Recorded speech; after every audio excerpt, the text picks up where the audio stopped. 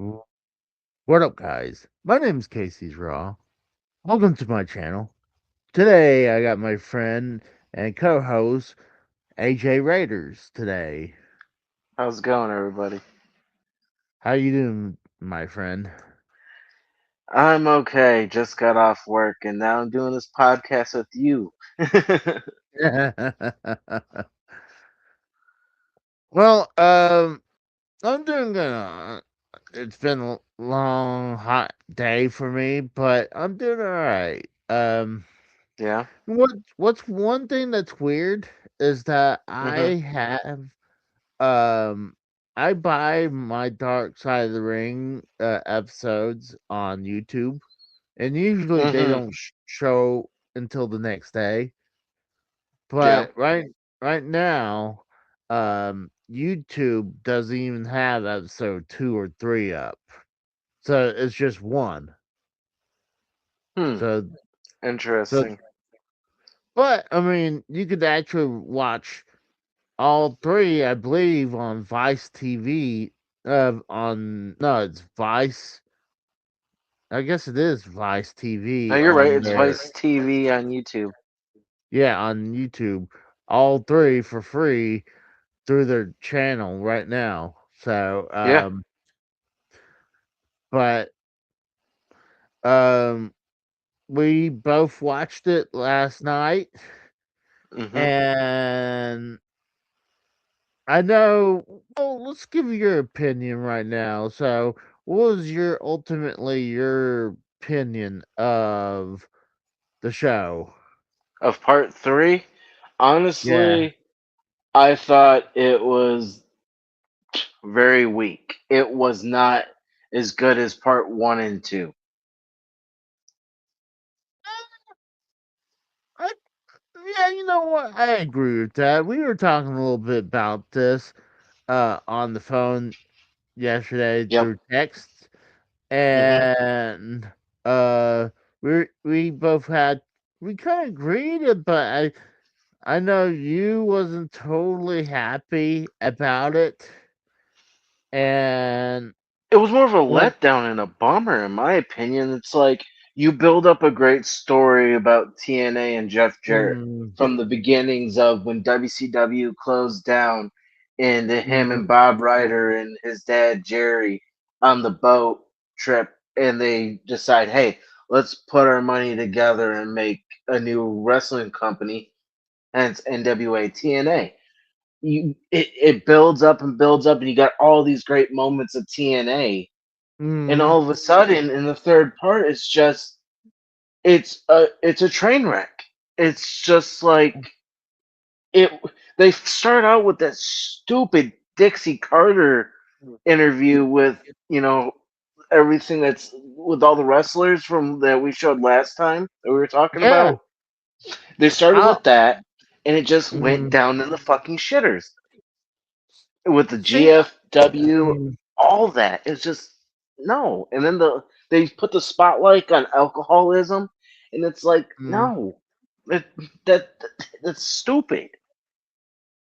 Well, it's kind of like I said to you in the text. I was like, Yeah, I take it that this whole three-parter is not really the story of TNA. it's not. It's truly what the story is: the rise, the fall, and the rise again, or in the redemption of Jeff Jarrett. And you Yeah, know I what? can see that with a little bit of TNA sprinkled in here or there, Exactly. Like, or and Dixie I'm Carter as well put in there. yeah. So I mean, I think if they ever will return to this, they'll probably do like I was listening to the Chris Jericho podcast, and then they wanted. It's kind of like how you were saying, or Kratos saying that they wanted to make like the death of WCW. They wanted to do a version of that for TNA, Yeah, they but should have, honestly. yeah, I'm like at least they would have enough time to talk about everything that from beginning to where they're at now. But No. now it's kind of like, I mean, I knew they were gonna miss so much things about TNA that Mhm. they would not have enough time in a 45-minute show to uh point out everything. And then I was kind of shocked at how much they skipped over because they are more focusing on Jeff Jarrett's life, especially his Hmm. coming off from the downfall and going coming back up, you know. So I Well, mean, they more talked about him, you know, having a large majority share of it, then coming to find out he doesn't, that most mhm. of his financial stuff is gone because Dixie Carter found out a way or a loophole to get him kicked out of the company. And then you use Well, Kurt Angle's wife, Karen mhm. Jarrett, and Kurt and him in a storyline, Yeah. which doesn't help it any better. Well, and then he points out, it's like, hold on. So the whole thing that was so taboo and bad that Hmm. kicked him out completely out of power, out of the Yeah. company, that it would bring him back and they're gonna talk about the story and it was like it was just their way to like I guess Vince Russo finally uh got through Dixie Carter and then saying, "Hey, look what having all these like Kurt Angle's okay to do the storyline. Karen Jarrett was okay to do it, so they finally Hmm. got that okay. But it was like anytime Dixie had something with Jeff Jarrett, she was very standoffish, No, I and agree. And the word you're looking for is more of blurring the lines of reality and yeah, storytelling. They did a little bit of both, which mm, you shouldn't honestly go into people's personal lives and put it on, the what is it, live TV for everybody to see. Like, I mean, they did that 20 years prior to it with or no, well, yeah, about 20, almost 20 years prior to WCW doing that with Kevin Sullivan, Chris Benoit, and Woman. They did the yeah, same exact thing. yeah. And then, I mean, it seems like it's usually a good storyline when people know if, you know, a huge chunk of it is real, you know? I Yeah. mean, like, look at the Edge, Lita, and Matt Hardy situation that they utilized. I mean, it Oh really yeah. pushed that helped Edge to be a giant megastar. Well, Didn't here's really another help. one. What about Edge, Lita, and Kane? Do you remember that one? Yeah, but Kane was just kind of in that situation. He wasn't really in real life storyline. He was just Right. he was in placeholder for Matt Hardy, you know, Yeah, I know. until Yeah. Matt Hardy came back in the company. But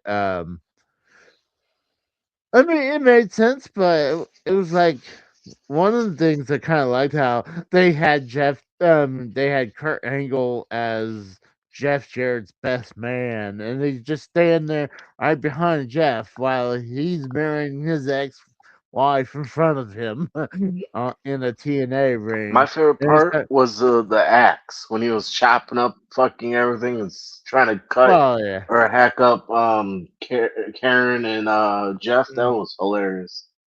Well, I was pointing out that how he's just standing there smiling, like Yeah. he's like, "Oh yeah, it's okay. You're marrying my ex-wife right now." I mean, Good luck. It's your headache now.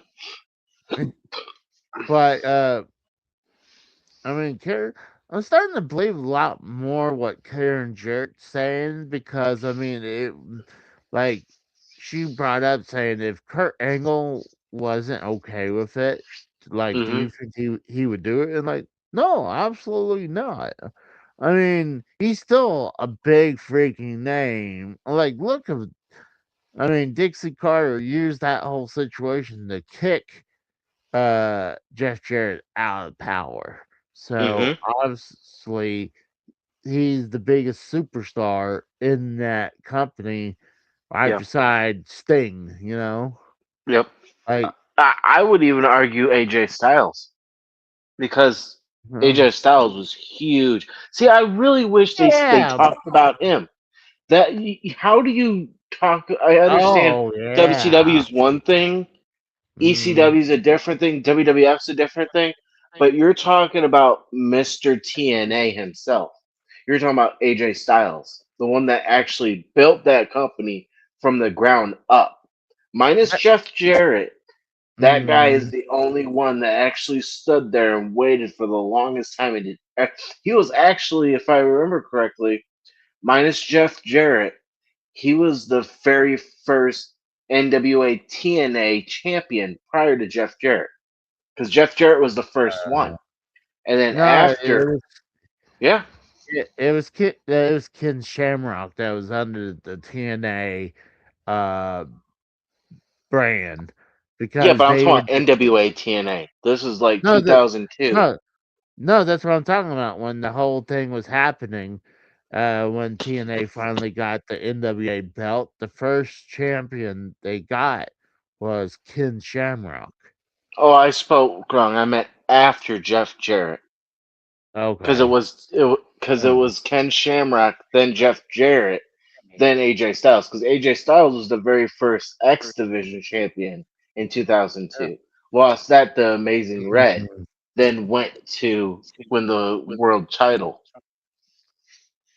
It's yeah, it is shocking that they really didn't talk about AJ Styles, but it was like I said, like I I think it's like you said too. It was the Jeff Jarrett story with a little bit of TNA sprinkled in it. Yeah, that's the same So way it with was like Hogan and Bischoff. They sprinkled it in.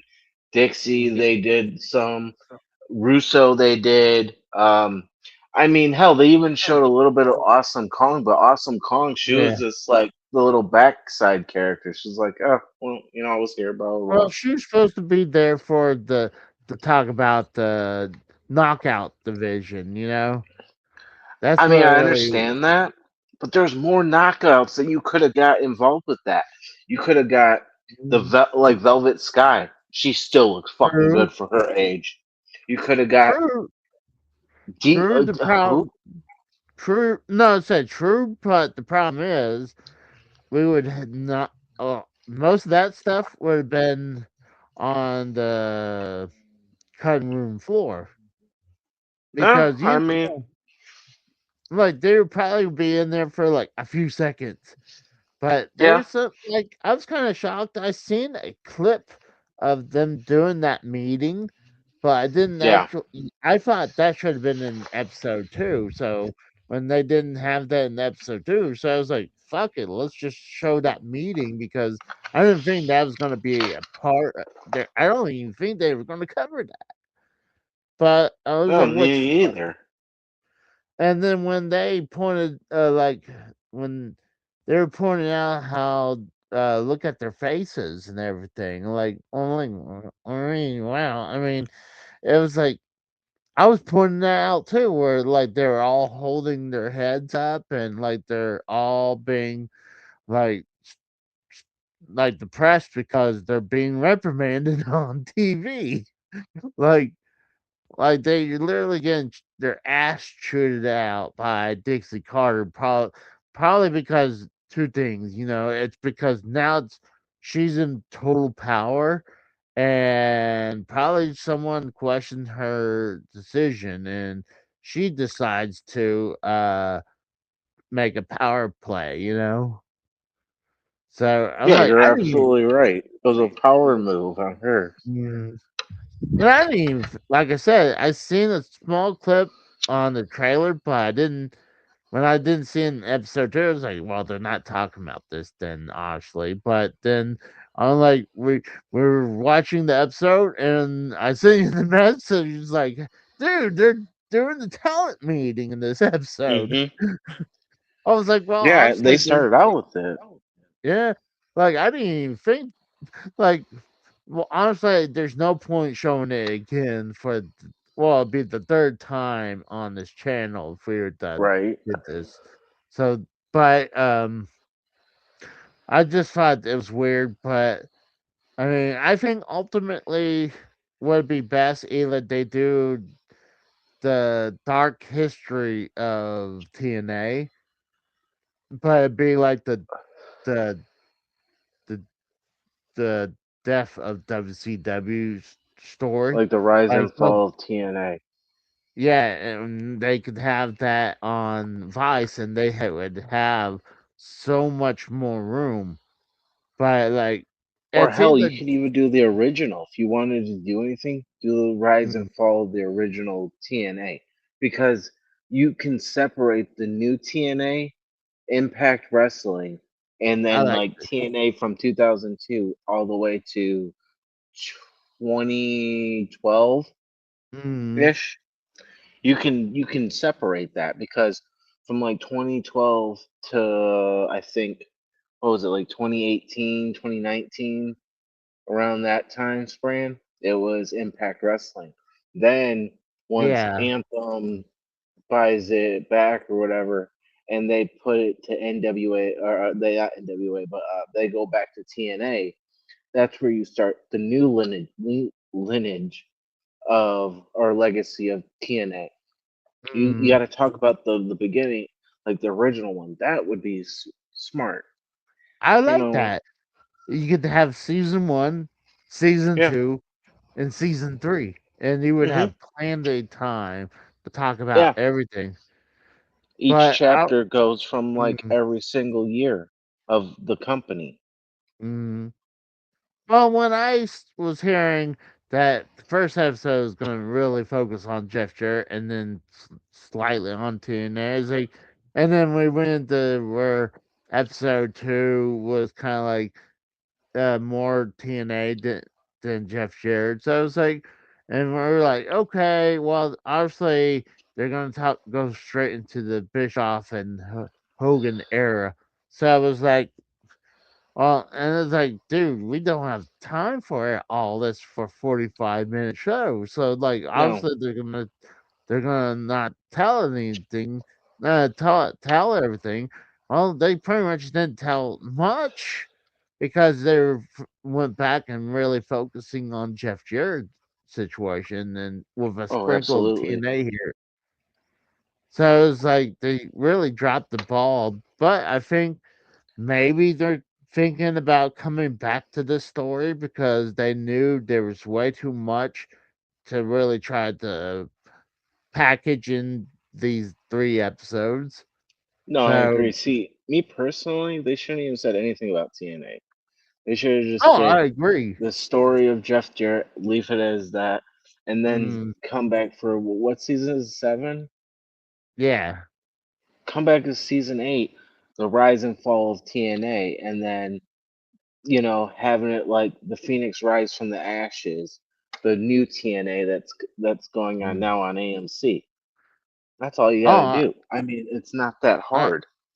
Vice I needs to agree. fucking wake up and actually Mm, do research or actually have wrestling fans like me and mm, you yeah. that have seen this, been there, done that, talk it. It's just common sense. Or you get the stars of the original TNA, like a AJ Styles, Jeff Jarrett, Sting, Samoa Joe, Awesome Red, any of those characters. Hell, even bring in Team 3D. You could bring them in and have Mm. them talk about the tag team. Beer Money Incorporate. I mean, there's Team Oh, Canada.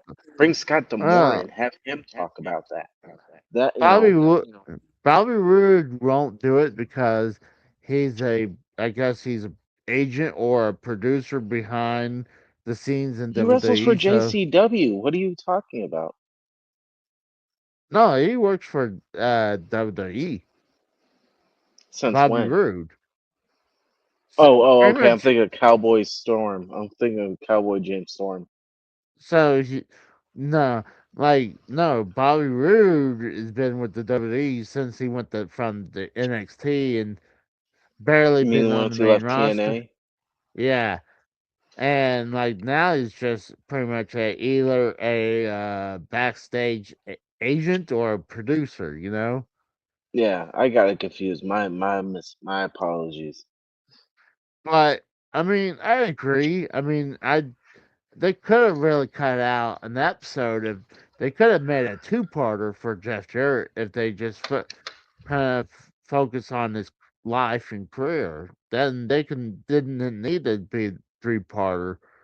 Bec- And honestly, I really thought they were going to spill a lot of dark shit that actually we knew, but they were gonna. I thought they were gonna highlight it. That's why when uh, I heard about TNA being part of the Dark Side of the Ring, it was like, oh shit, because I really thought that it was gonna be so bad that maybe it's gonna harm the relationship.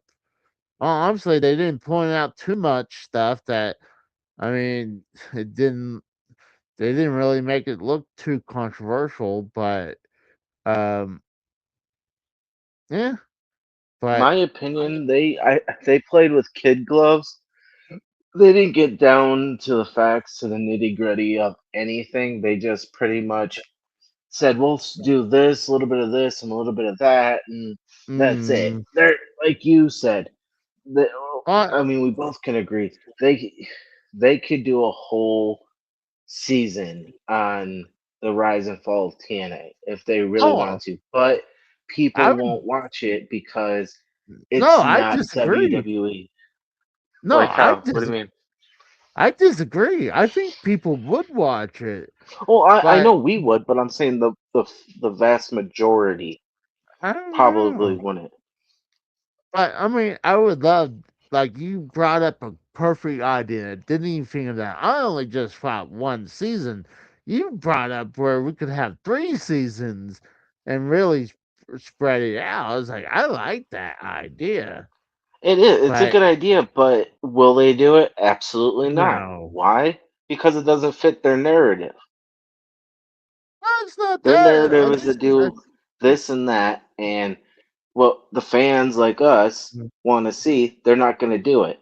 I mean, hell, they even did a no. lot of stuff with like who killed WCW that Mm, they didn't put in there. I mean, that oh stuff like yeah. me and Tex could tell if we were fans telling a story, we could do more.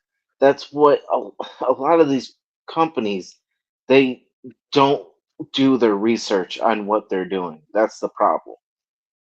Well, here's the thing. Like I said, I was listening to Chris Jericho's podcast. They had, I guess, one of the guys who's like the executive producer of Dark Side of the Ring Hmm. on there, and like he wanted a whole season of not even just a season of Dark Side of the Ring of TNA. He wanted the like we said the death of WCW version of TNA because there was so much to talk about. But Vice only wanted to do a 2 hour show, two shows.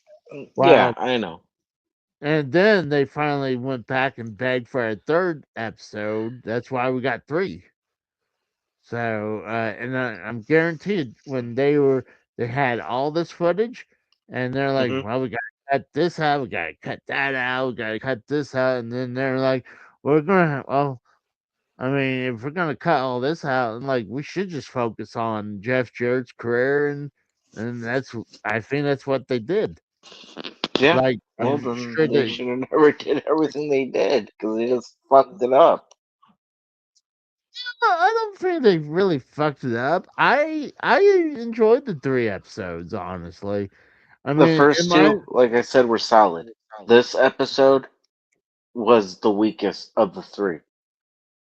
no, I agree with that because they was kind of like they were hot shotting to the rest of to the very end. They Oh literally yeah. went from like, well, we're gonna be talking about the bullet points, but obviously they went from the Bischoff era, then they're like Hmm. fast forward, missing everything between the points to the GFW era, Hmm. and then they fast forward again to where well, I mean, well, before they fast forward, they did the whole thing with his alcoholism and the whole thing with AAA, and Yep. then the whole thing with getting inducted with the E in their Hall of Hmm. Fame, and then fast forward again to now he's in AEW. Oh So yeah. so before I think it's a good spot. So to bring up the bullet points Okay. of what Brock says, I mean, it's kind of like how it's easier for us to talk, but honestly, they bring up with the Hogan and Bischoff era in TNA, the impact of bringing in Hogan and Bischoff and how it Hmm. affected the company and Jared. Yeah. Well, Honestly, I think it impacted the company very negatively. If you think about it, they went from the six-sided ring, which AJ Styles has said in the past that he didn't like it. Okay, I mm, understand that, but it was the coolest thing ever. Then once Hogan and Bischoff came, they went back mm, to the four-sided ring, and people in the crowds were chanting six sides. You know, we want six sides, mm. and they didn't give a fuck. That's what Well, made TNA different from WWE, WCW, ECW, AAA, well, or Ring of Triple Honor. A, well, Triple A was doing the six-sided ring though too, Oh, were but they? yeah, I didn't watch any. but I'm very, you know. But AJ, like, no, he didn't like how that when he took the bumps in the six-sided ring, but he liked the concept of the six-sided ring. Yeah, He felt like it gave TNA that helped TNA's identity with the six-sided ring, and I agree with right. that because, I mean, when you first watched TNA Impact on Fox Sports One, and if Hell, they even started Spike. well, I'm just saying, even before that, they were doing the six-sided ring on Fox Sports One, so it was Yeah, like, oh wow, and like at that time, I'd never seen that before, where the six-sided none ring. of us So has. it was interesting. So that was kind of cool. I thought it was a good idea. Maybe they should have made the better ring, but Jeff Jarrett. I was listening to, I guess, him and Conrad Thompson, and he Hmm. was and they was bringing that up how, you know, I guess Jeff Jarrett was so used to these old school rings that he didn't really think the six-sided ring was really as bad as people were saying. But he was growing up with all these hard uh rings, like he even points out, the hard rings from WWF. And what I always heard, like the WWF, the old school WWF rings were hard Yeah. until Vince McMahon started taking bumps, and he's like, "Oh no, we're changing this." Oh, And yeah, of course. I mean, think mm, about it this way. Um, if you look back in time in wrestling, WWF, they had that spring in the yeah, middle of their ring.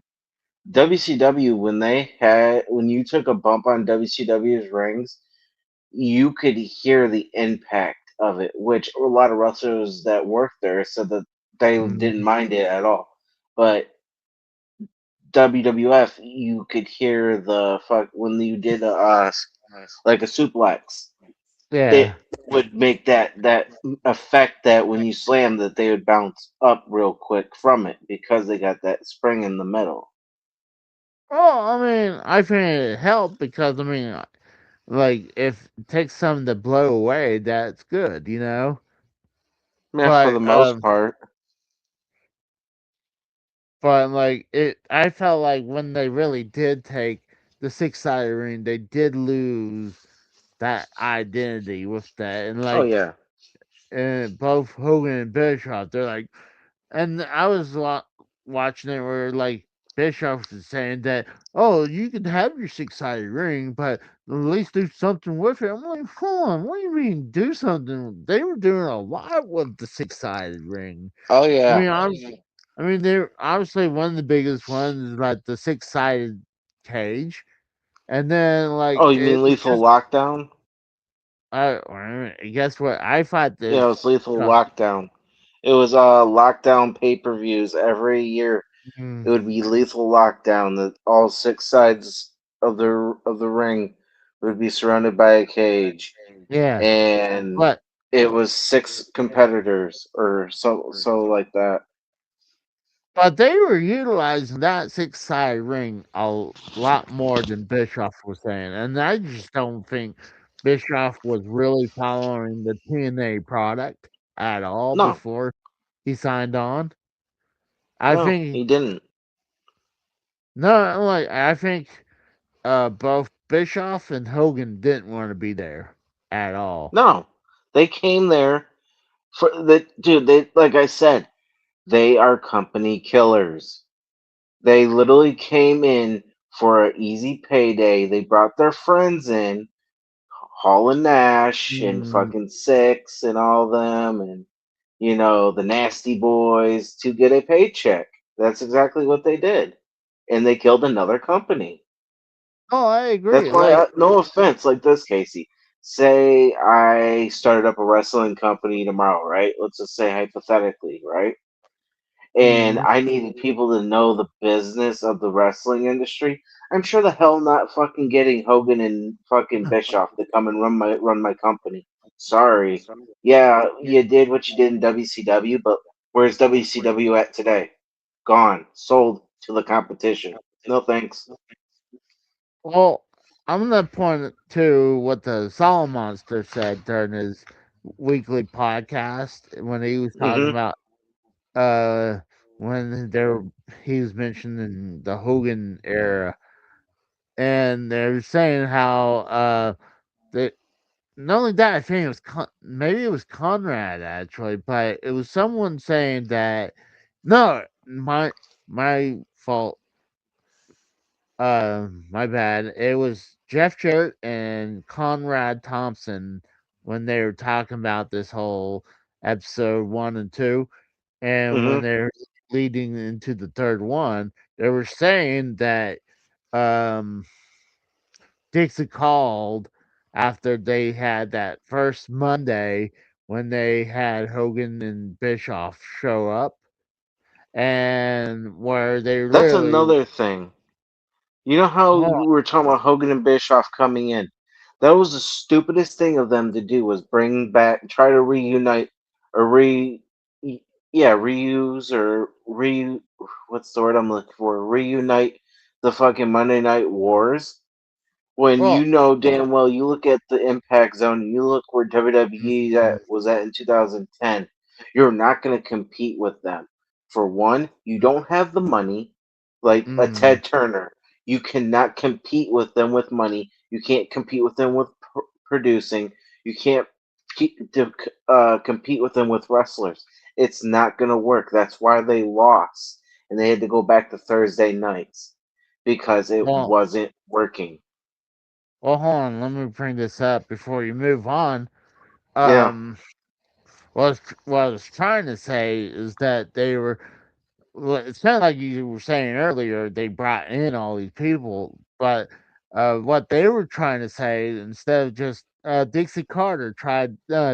She called Jeff, and she was like, "How Jeff? How do you think we did on the show?" I was like, "Good, Dixie, but let me ask you a question. Do you think we would got that same result if we just only had Hogan instead of all those people?" And he's like, "Well, I didn't think about that." Like, because he was brought up a great point because during that first episode, it was bam, bam, bam, bam with all new people. Like they Yeah. literally like they were showing all these new people, and I'm talking about new as like debuting on the roster Yeah. because obviously it was a bunch of ex WWE, ex WCW, really some old school ones Hmm. too that really shouldn't. The biggest ones who shouldn't been there was the Nasty Boys. Oh And yeah. I thought that was the worst ones that they brought back. Well, they're Hogan's But buddies, so they're gonna make money, of course. But here's the problem. They brought back so many people. And yes, what Jeff Jarrett says, you could trickle in each new person every week instead of bam, you just blew your whole wad in the first show, you know?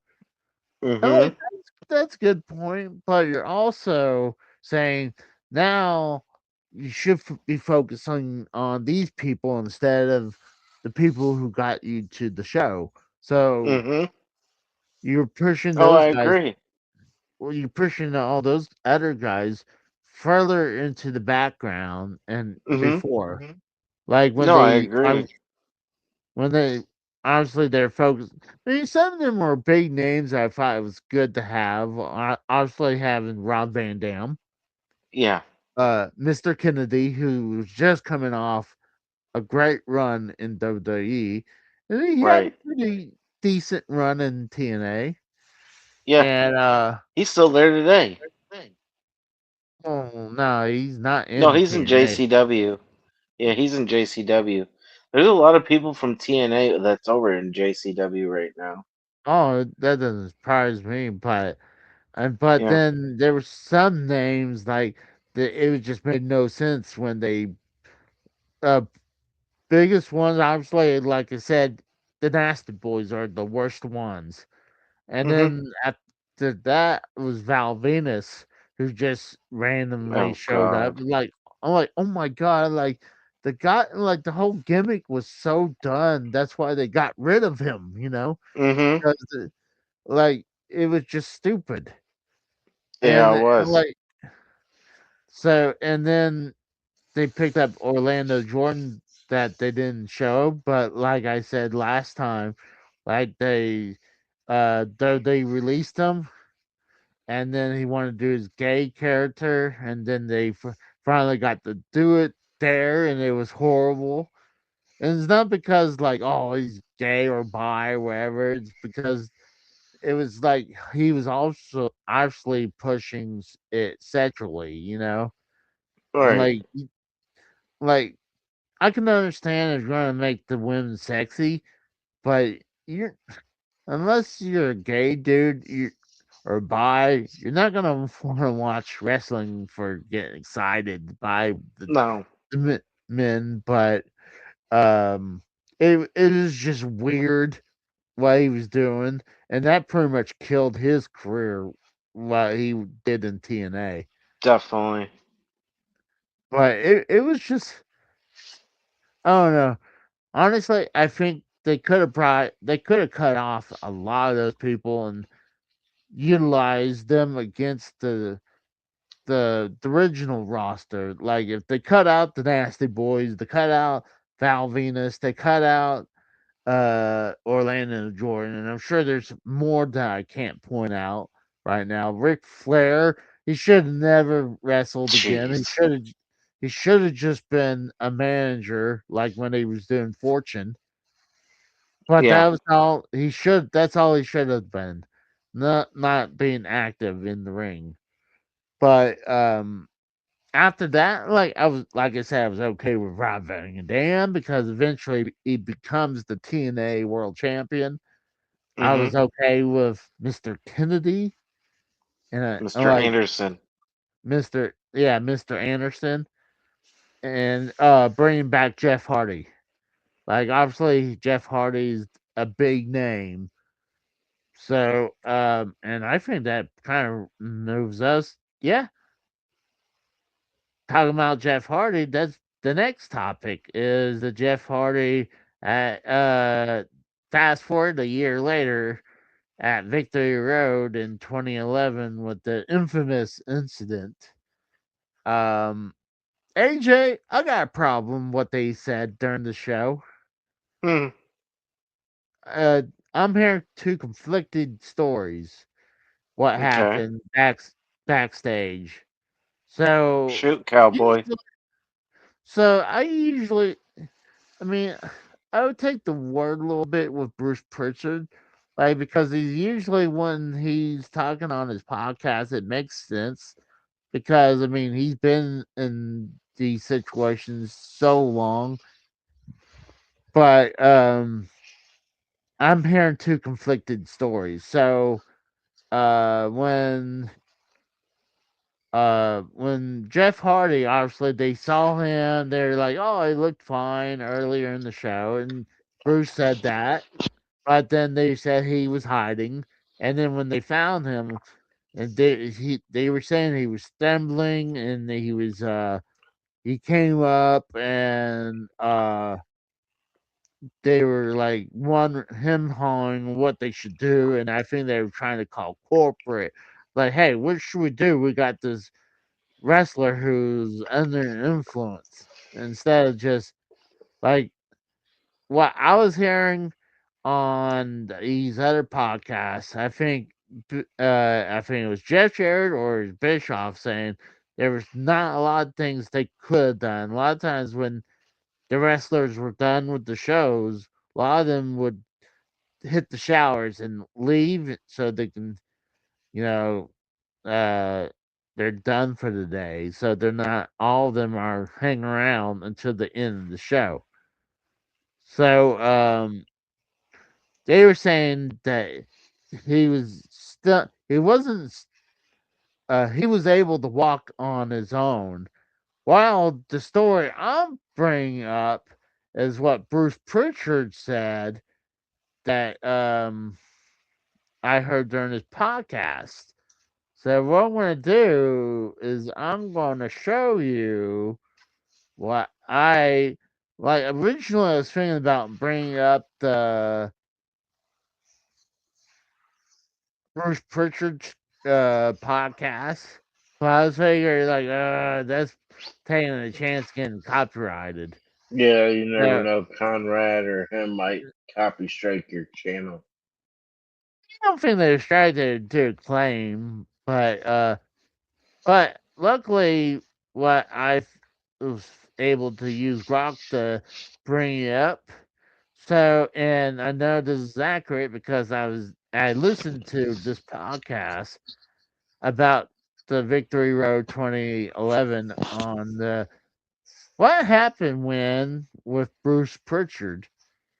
Uh, so it's saying so a while at the gorilla position, the staging area just before the entrance, as it was time for the main event, the chaos erupted because no one could find Jeff Hardy.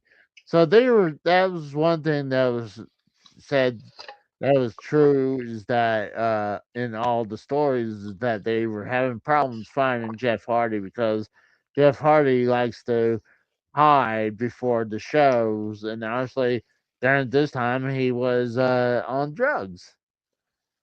So Yeah.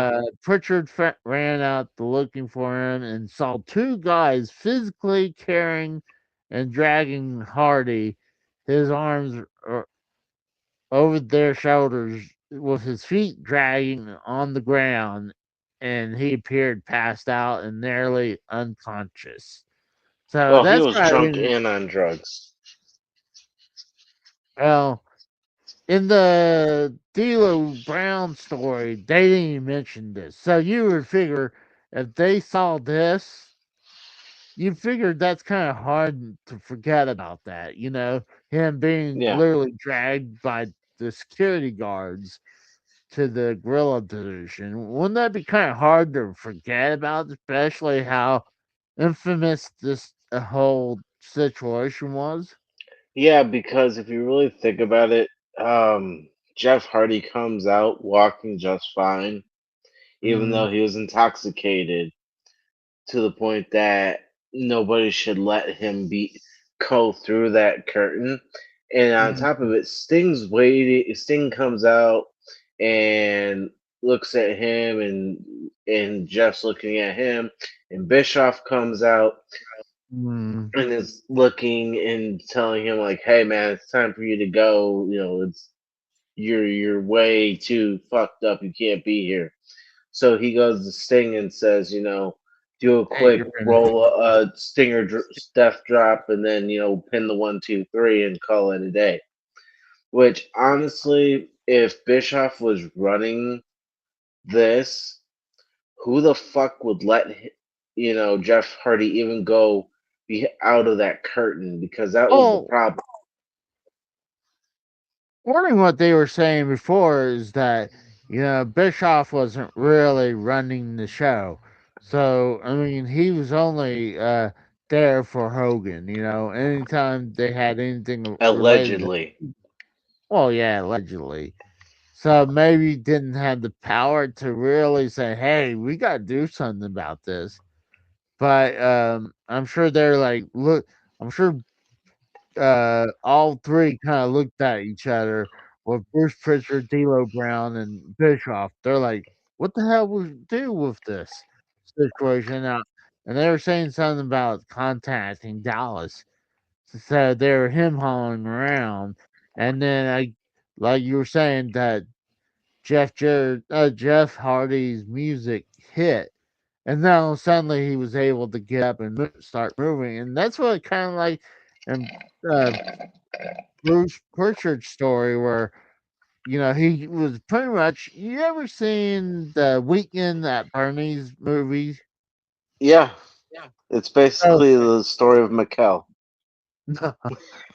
so they were saying that they made that comparison in Bruce podcast. He pretty much Weekend at Bernie's. Like when they played his music, he came to life, and then Yeah, he walked out. So, and here's the thing in the Delos Brown story, they were saying that they decided to greenlight it and like let him walk it off going down to the ring. So like, hold on, if he's all fucked up, just walking down the ramp like real quick and you know interacting with the fans is not going to suddenly have him be sober. Like a yeah, 5 minute. exactly. From somebody that's partied a lot Yeah. and has done a lot of drinking, well, not a lot of drinking, but has partied a lot in his life. When you're wasted, you're not just gonna fucking automatically walk down anywhere and become sober. It doesn't work that way. If you're fucked up, you're fucked up.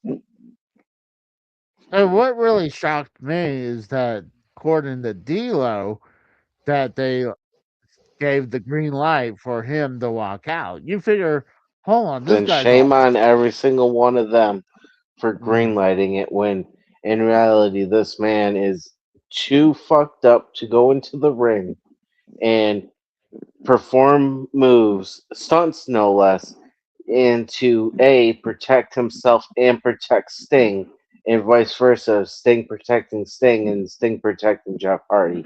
When you could, wrestling, yes, people say, oh, it's a crash, dummies, they learn how to fall, this, that, and the third, right? But you could easily, if you're not in the right headspace, you literally could kill somebody if you're not doing it correctly. Oh yeah, and even Jeff Hardy said in the episode was he felt bad about it. Yeah. And I'm like, obviously, like we were talking about it off air. It was like you brought up. It's like really, it's the redemption story, not only of Jeff Jarrett of Jeff Hardy. And Hmm. well, I'm like, yeah, that's a good point. But like, so this is D'Lo Brown's version. He says, as the agent, it was D'Lo's job to coordinate with both wrestlers to go over the match layout and ensure everything was ready. About 20 minutes before the match, D'Lo checked on Jeff Hardy and immediately sensed something was off. Like, so, like right here, they didn't was saying that he's being dragged in with two people on their shoulders, but they were saying he sensed something. He wasn't 100% sure, but he felt uneasy enough to get on the headset and warn the production team, "Hey guys, we might have an issue. We might." Like, and management asked if he was certain, and he iterated that he felt something was wrong. And then Hardy's music hit, and he made way out to the ring. Um, Eric Bischoff was nearby, right over D'Lo's shoulder, observing the situation unfolding in real time. And D'Lo had discussed the open spots with Bischoff beforehand, warning that if Hardy couldn't get through the first one, there would be a major problem once the match started. He was something immediately clear something was wrong, and Hardy was in no condition to wrestle properly. No, like no shit. So, so that's Exactly. and that's what I was saying. It was kind of like um, when they did they not see him being dragged into the gorilla position by two people, or did the Bruce Pritchard decide to make that shit up? Like I said, like hold on, did they decide did they forgot about that? Both D'Lo and Eric Bischoff forgot about that. It's that's a pretty big thing to forget about a big situation in your life. To forgetting about Jeff Hardy being dragged in and then saying let him out, you know. But ultimately, I mean, if it's true that he just suddenly got up and started going without them stopping him, it was like, I mean, Bischoff had to go out there and say, "Hey, this is what we're gonna do." They really he was stuck in the position, and Jeff Hardy really put him in a bad spot. If there's no other wrestlers to be out there to do a replacement match, and they were saying there was no one to be there, so I'm like, hold on, all the wrestlers were gone. You couldn't have like a sudden, maybe a pontoon match, but God forbid, someone stayed, but apparently most of the talent was gone. So I was like, wow. So it was pretty much a empty. It was a ghost town behind that curtain, apparently. Like, Right. but it was weird, but uh, that's why I was saying it was just I felt like there were some points from like both D'Lo and Eric Bischoff was on the same page with their stories. With Bruce kind of was brought up a different story that I was shocked when I was watching this and like, hold on, they didn't say that he's being dragged in, and because I remember that, but so I wanted to really point that out because that was my biggest problem, because I remembered that being part of Bruce Pritchard's podcast about the Victory Road 2011 in TNA. Well, it's a good thing you So, brought it up. so next one is Jeff Jarrett's 2017 return and exit. So obviously, after the whole Victory Road 2011, they fast forward 6 years later. Like nothing happened between 2011 and 2017, right? So Right. so we're to the point where uh, Jeff Jarrett completely leaves TNA and he starts up GFW. And they started bringing about the whole thing about uh, Anthem wanted to unify the two brands back together. He wanted to bring the GFW brand under TNA. And obviously, Jeff Jarrett was okay with that because he was coming back, and Anthem was going to use Jeff Jarrett as the head creative person in charge again. But then obviously his alcohol problems was causing him having issues. So in the middle of the whole thing, when he got back with Anthem and TNA, that they were starting to merge GFW and TNA to the point, literally the show became now like TNA was starting to decide to use the GFW name now.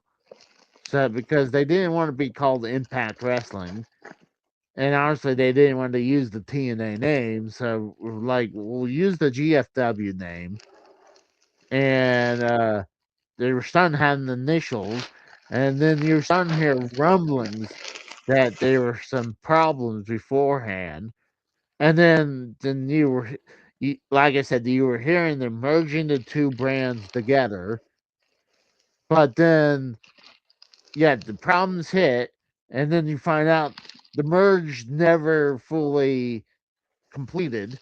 That Jeff Jarrett still was had ownership of the GFW name, so he split away from TNA, and then uh, they had to revert back to Impact Wrestling, forgetting about the GFW name. They were still using the GFW title belt. Well, they put plates over the name, put Impact Wrestling over it again, instead of just reverting back to the Impact titles, just to uh, where they didn't have to do that. But I guess when they, I just, with them not having those belts like nowhere ready, like maybe having them, I'm sure they're probably at the warehouse, right? So they couldn't Oh have some, yeah. they couldn't send that to over to where they were at. It's like, hey, instead of slapping these plates on these belts, like we'll just revert back to these old belts until we get new belts made. It's like it just looks bad when you're using that look. But um, here's one thing they never brought up. Uh, Jeff Jarrett actually sued TNA because the whole GFW situation. Did you know that? Yeah, oh yeah, I knew about that. Well, do you know why they sued? Uh, I'm trying to. They did. Wait, did Jeff Jarrett sue Impact for like because of trademarks for GFW? They tried to. I'm Uh, trying. no, it wasn't that. Is Wasn't they that that they tried to merge it together or some shit? Oh yeah, that's right. Brought up. They tried to merge it, and they Yeah, were in the middle of merging it, but then all his problems started happening at the yeah. time, I, and they pretty much had to pull him. They had to relieve him of power again because of that. but go ahead, And then, tell me the reason why. so apparently, TNA was before uh, the whole merging of the two companies. Jeff Jarrett was recording his own shows at these baseball fields, and uh, Oh yeah, I know about that. oh yeah, so they were recording these shows, and TNA decided to show those off on like those one night only pay per views. They would show Mhm. these old pay per views, and that's not because that was the reason. Here's the reason. Uh, when Jeff Jarrett was out of power and TNA decide to record over the master copies of those GFW shows. I guess Oh I yeah, I don't know did if it hear was about that. yeah, like I don't know if it was on physical tapes or they were on Most hard. likely. Well, I didn't know it was tapes or hard drive, but they needed the room for other shows. So they looked at the GFW tapes, like, well, we already showed the pay per views from these shows, so we could use that tape. Like, we can record over them now, you know? So Yeah. Jeff Jarrett like saying that they destroyed his copyrights, his uh, property that that's what they did. They destroyed his property because those were the master copies they recorded over. But they Stupid didn't talk. people. Honestly, they didn't talk about that, and honestly, they never talked about any of these other problems with the. They said they had financial problems. They honestly didn't say the wrestler was not getting paid on time at all, and not Mhm. only that, they were having problem paying other things. So it was real bad. But they were forgetting about a bunch of things, and they didn't tell about when they had to leave when they were leaving Spike because Spike dropped them because they weren't doing uh they it was kind of like they did they hit the million, and then when they went to Monday night, they hit that 2.2. It was a spike, and they went back to that 1 million after they returned to Thursday night after the whole Monday run. Actually, I think they lost viewers. No, yeah, they lost viewers on Monday nights, but they never regained that 1 million viewers on Spike after that. So they're like, well, we're paying so much more money for a show that's declining in ratings. And like for the longest time, they were stuck at that 1.2 million viewership. And Yeah. then, like I said, they hit that spike where 2.2, and then they lost more viewers. And like it was the Spike just was not seeing their return, and they were forking the bill for a lot of these people that Darkseid never brought up, and they were making some wrong points. They were saying they both Bischoff and Hogan was milking the company dry. Like, well, if you're talking about if they were taking the money out from for both of them, they're both being paid by Spike TV. It Yeah, was that's no, true. yeah. So it wasn't TNA paying Hulk Hogan. Spike Mm-mm. was paying for Hogan and Bischoff being there, and they did that. Exactly. They paid for uh, some of the bigger names like Sting and Kurt Angle to be there. They uh, Yeah. they would they would flip the bill for that. The other wrestlers that was making over 1 million, yeah, they had those under their own payroll. But if they would hit over 1 million, they're like, well, we're gonna need help, and they would ask Spike to help them. Yeah, there So, you go. so I'm like, there's some wrong uh things they were pointing out, saying that they milked the company. And like, yeah, I mean, I do agree when they brought in too many people, when you had a whole roster that was there, your homegrown roster, and you're going to push them further in the background. I agree And because, like, for example, like you were just saying, they were pushing them all. You should have pushed instead of pushing those old dinosaurs yeah, from 20, 30 years, 40 years ago. You should have had them, in segments here or there. But mm, like I keep saying, I'm going to keep harping on this. You should have kept pushing AJ Styles, Samoa yes, Joe, Christopher yes. Daniels, fucking all your original homegrown TNA talent. I Those was are the getting guys of over. the future. They were getting Exactly. over. AJ Styles was getting over like fucking no other. But still, all these people that you ran out Mm, of your company, and the yes. first one was AJ Styles to go. Then Oh Samoa yeah. Joe left, and it just kept fucking going and going and Mm, going. You I don't think. understand that Mm, you had a golden goose that laid eggs. You poisoned that golden goose to the Mm, point that it fucking died. yeah. And the company, I'm fucking shocked. It's like a fucking cockroach. I'm shocked this company's still alive.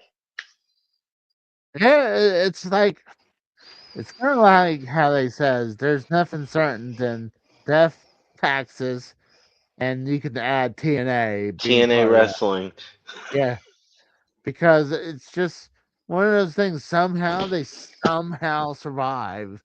It's like before Anthem picks them up, and this whole when I guess Bill Corgan was leaving, he's Yeah, upset. they didn't even talk about that. They didn't even talk No, about Billy Corgan at all. nope, There's nope. another person they didn't talk about. How Billy Corgan was funding Mm, TNA Wrestling, and Dixie Carter, quote unquote, was saying to Billy, "Yeah, uh, you can buy a little bit of TNA, blah blah blah." No, you yeah, can't. She was just taking your money. Why?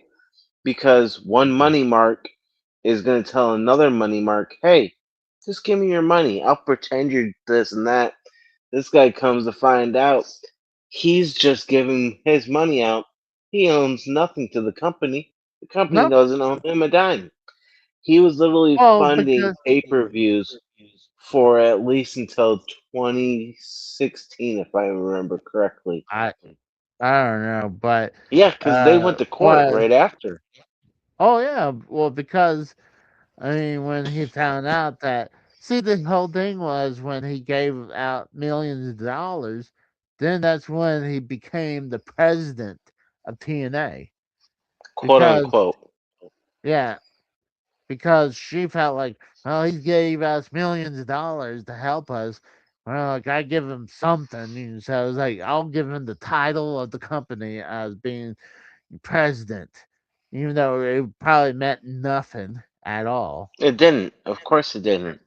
And then when he was like saying, then he probably was hearing that they're about. See, this is when I really thought I was gonna die. Is The before financial troubles yeah, well, before Anthem came in and swooped in swooped and it bought up. it. Yeah. Yeah, So they were supposed to have a TV show recordings, but they didn't have the money to do it. So it that's where was Billy like, Corgan came in and no, funded those actually, things. no, this is after that whole situation. Oh, so that's after Corgan. Okay. Yeah, this is in between Anthem and Corgan, where they Okay. were like, they had set tapings that they were planning to do that was they needed to be done for their TV show that was no longer on Spike. That this could have been on either. This is probably on Destination America or Pop TV by this time. It's one of those two because they were only on Destination I wouldn't America know. I for didn't have it. well, they were only Destination America for a year because Dixie Carter couldn't stop. Here's another thing they forgot to put in. Dixie, you know the reason why that they lost their deal with the Destination America? No, go ahead. Tell me. So Dixie Carter, well, I guess was upset with I guess the money they were getting from Destination America. That Sure. apparently she decided to go on an email rant, and she was talking shit about Destination America and the executives. So So she was she was, trying to be a Paul Heyman. well, she wanted to just vent out her frustrations. That's what Well, Paul Heyman did with with ECW and TNN. yeah. Well, here's the thing. So instead of just, she must have forgot to not to click this person. She must have hit like send to all because she sent the angry rant email to the president of Destination America. So when they're like, "Oh, really? You got a problem with us?" So like when their deal was done, obviously they were shown the door because of Yeah, that. they didn't re-sign. No, because I mean, why would they want to re-sign a product when Exactly. the president of the company just talks shit about you in an email group chat saying how much you suck A and how much you chain email. yeah, email chain, well Yep. how much your channel sucked and how much Yeah. you sucked. So I was like, yeah, I don't think they're gonna re-sign you. So Oh, absolutely not. then that's when they moved to Pop TV, and then it Which, was let's like, be honest here. Raise your hand if you ever watch Pop TV. Nobody. Why? no, Because nobody gets that channel in general. It's like a actually, Canadian channel. no. Did you know what Pop TV used to be before Pop TV? Sure, tell me. It was the TV Guide channel. Really, Channel Um, 99, huh? yeah, it was the one that used to tell you what was Free coming up for on. all. Yeah, we could watch Free for All on WWF or So WCW. Yeah. you could see what was coming up for these the channels. Yeah. So it was the TV Guide channel that they rebranded because I guess no one needed the TV Guide channel no more. Which So I disagree on that. Everybody loved the TV Guide channel, let's be honest here. If you you were a could, 80s, 90s kid, dude, the TV Guide channel was the best. I wouldn't say the best, but it was It's not definitely useful. It was for useful. wrestling fans. Yeah, for wrestling Well, fans, it was great. okay, but I was just saying, minus wrestling, it was just useful to see what was on from different channels. Well, yeah, of course. But that's why we had the TV Guide itself, the physical Mm, TV Guide too. But they yeah, don't make that anymore. but it was just there's so much that they left out. So it was like, wow, like we could have sit on for hours and point out everything that they totally forgot, like the whole thing with the Daphne situation, all the Yeah, wrestlers who got fucked out of their pay. Uh, I think there's the wrestlers Jesse's was it Saraceno or whatever the wrestler who his got paralyzed and they said, "Oh yeah, we'll give him a job in the office as long as he wanted a job." And then they gave him a job for a while, and then cut him.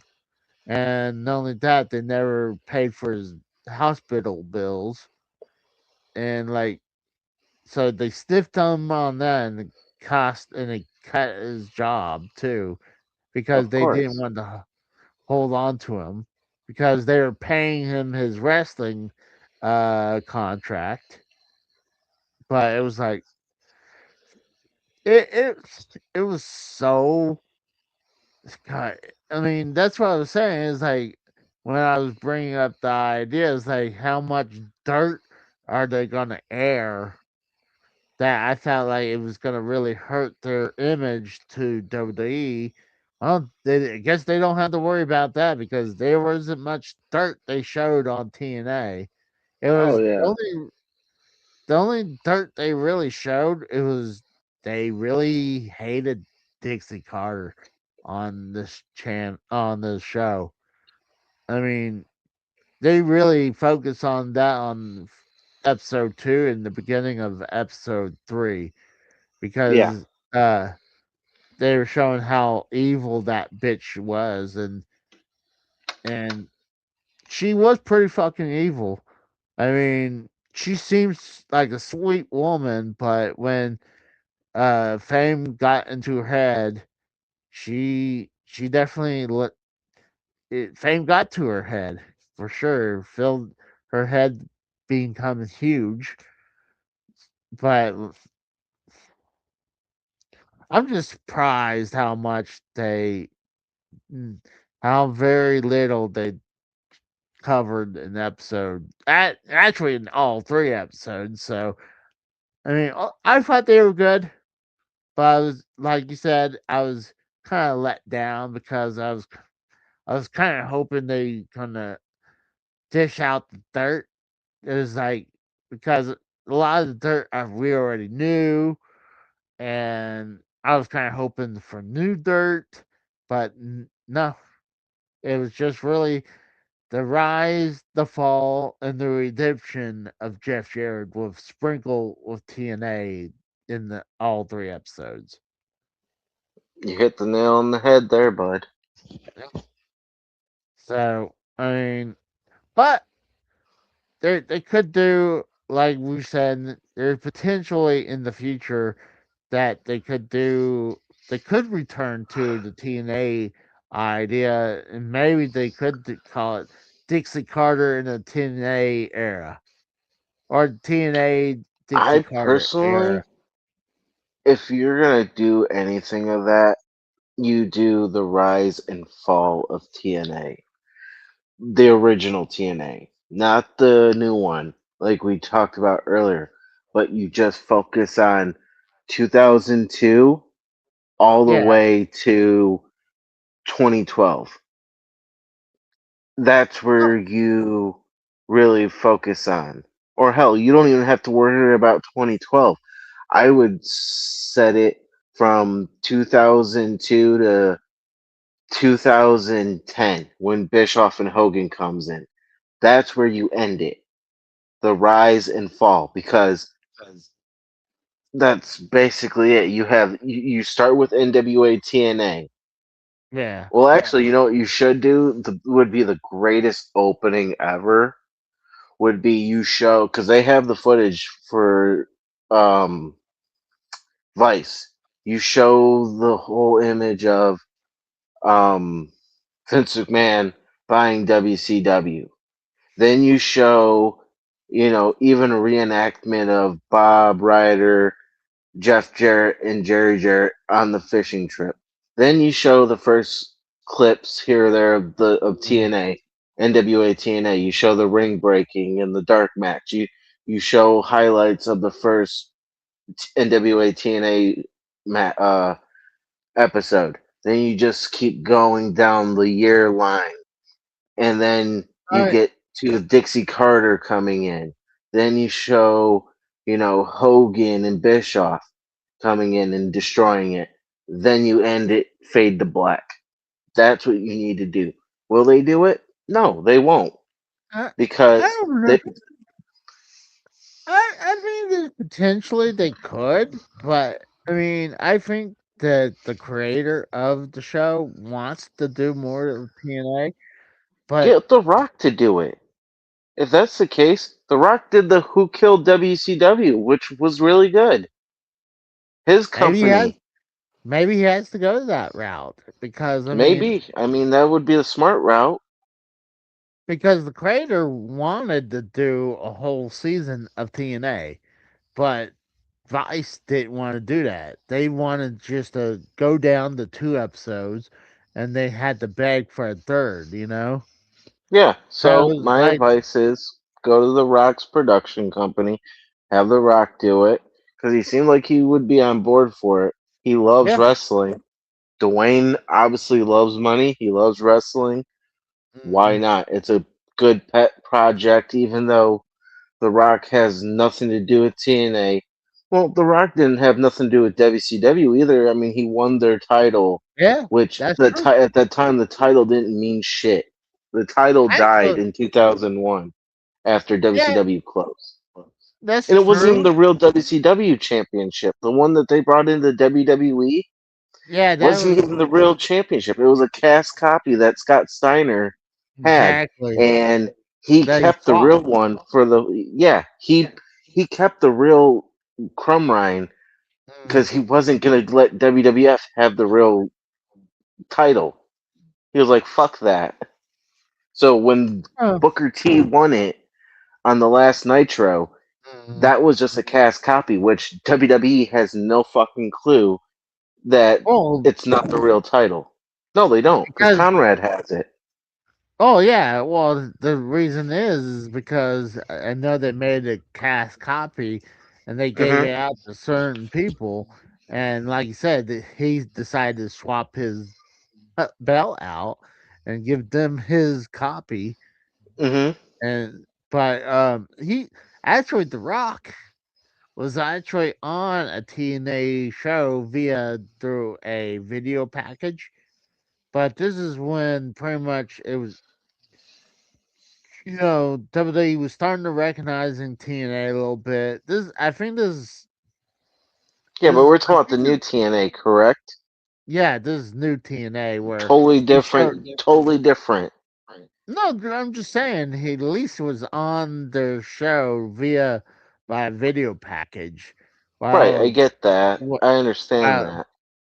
while he it's kind of like how you were saying that he was never part of WCW and he didn't even have the real copy of the belt when he was became the WCW champion. So I think Correct. you brought up a great point. Like if they like that's a good route to go. I agree with you on that. Like that's a great route to go. So I Right. don't know. They definitely left so much of the meat on that bone. It's like Oh, of course. it's almost like they took like one bite out of a turkey leg and they're like, all right, I'm done for right now. And there's all this meat left on the bone, you know? That's going to spoil. Yeah, pretty much. Yeah. So I'm just saying it's just I think it was really misleading. It should have just been the Jeff Jarrett story, and Yeah. it could have been a just a two-parter, and they could have hmm saved the TNA story for a later day when they I could have agree. They should have really. started with him being in Memphis, Mm, with his starting his career in Memphis, then working the exactly. USWA, then Yes. going to WWF as Double J Jeff Jarrett, then Yes. going to WCW, then back to WWF, then back to WCW, then getting Exactly. fired on live TV, then starting TNA, and then pretty much that's it. That's what they should have done. Yes. But they didn't. They did it way differently. That And I shouldn't have happened. no, I agree. They solved. I guarantee Vice solved. Hey, we could use the TNA name, the Dark Side of the Ring of TNA Wrestling, because Right. like that sounds That's some so good good. shit, pal. Yeah. So instead of just saying it's gonna be a two-parter or three-parter of Jeff Jarrett, because I guarantee if they said it's a two or three-parter of Jeff Jarrett, they're like, "Ah, fuck," you know. Right. But I just felt Hell, we like didn't even they, get to the point of the matter that what they did in episode 3 or part 3 of this docu series is that they used Jeff Jarrett's cripple or for his alcoholism, and on top mm, of it with Kurt Angle's in being intoxicated, being an alcoholic. yeah. They didn't. It's like that's you shouldn't have done that. That was so stupid. Oh yeah, let's do the 1996 Olympic gold winner medalist, showing that he's a drunk and that his wife Oh, left him. And the same way with Jeff Jarrett, drinking and passing out, and Karen sitting there trying to wake him up in his recliner while she's taking the kids to school. It's like, yeah, no, you don't need to talk about that. That's just fucking stupid. I mean, it is Dark Side of the Ring. I mean, Kurt Angle was having a bunch of problems during that Oh yeah, time. of course. I mean, not only he was being called Kurt Angle, I mean, he was getting arrested for DUIs as well at No, that I get time. that. But the mi- I was misled before where I really thought the whole thing uh before they used the storyline that Jeff Jarrett decided to steal Kurt Angle's wife. But like Allegedly. I mean, well, I'm just saying I was misled Right, of because course. um it was because honestly, Karen Angle finally said that uh, Enough's Jeff. enough. Well, yeah, and Jeff Jarrett didn't steal her away. She was legally uh Separated. separated. So yeah, she was still married to Kurt Angle, but she was no longer emotionally tied to Kurt. Like they were Well, not yeah, that like, and on top of it, Kurt Angle was seeing other people at the time, anyways. oh yeah, like he was sleeping around though Yeah, too, like he said. yeah. So it was Because think like, about it this way: the Jarrett and Angle storyline, if you really pay attention, like they've been saying, they've been co-parenting since 2006. You got to mm, remember, there's 6 kids involved with both of these marriages. yes, From Jeff Jarrett's wife that passed away, rest in peace to her. mm, And then you have Kurt Angle and Karen's 3 kids, mm, his 3 girls, and Jeff's 3 girls. mm, You got they don't hate each other. From what I was no, listening to this Dark Side of the Ring or watching it, yeah, they've been yeah, co-parenting. They don't hate each other. That's what people don't understand is mm, when you're blurring the lines of wrestling, mm, of real life and an act, it can yeah. kind of it can fuck up a lot of shit to the point that you're ruining people's lives. Well, but I think it's kind of, it makes sense now that like it, you could see it that obviously they're okay because like I said earlier, they were showing the where he was marrying his ex-wife right in front of him as the Yeah, best man, and he's just standing there smiling. I was like, honestly, it was a storyline, so I was like, I mean, like, honestly, he moved on with life about that. So, like, right. he really doesn't have a problem with Jeff Jarrett. So, Of course not. I don't remember if it was on here or it's on one of the podcasts because the last couple days I've been listening to other podcasts, getting their opinions. Mainly, I'm talking about like Jeff Jarrett's podcast and Jeff Jarrett saying that when he was being came, they're coming back, saying that okay, if we're gonna use this as a story, then why was I removed if this is no longer a problem? Like, why was there a problem? Like, honestly, the biggest problem was that Dixie wanted full power, and Yeah. that was her. It was that was the bullet in that chamber. Oh, To you take. left off a part of that too. So when TNA was making the TNA wrestling game, I Mm, guess there was a lot of executives from Midway. This is when Midway was still around and they were producing titles. From what I was gathering too, was Jeff Jarrett was supposed to be doing a call with the oh yeah.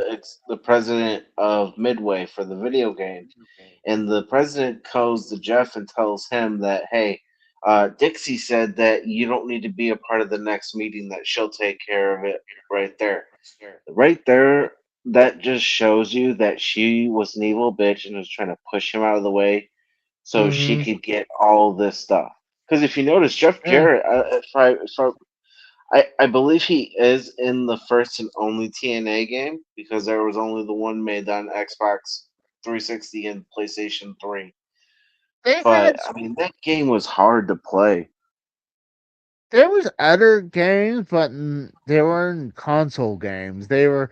I think there was a handheld game, and I don't consider handheld games as consoles No, because I count them as handhelds. Separate to me, they're separate. You have okay, handhelds and you have home consoles. So right, that's how I look at it. Like, right, yeah, now you have the Switch 1 and 2.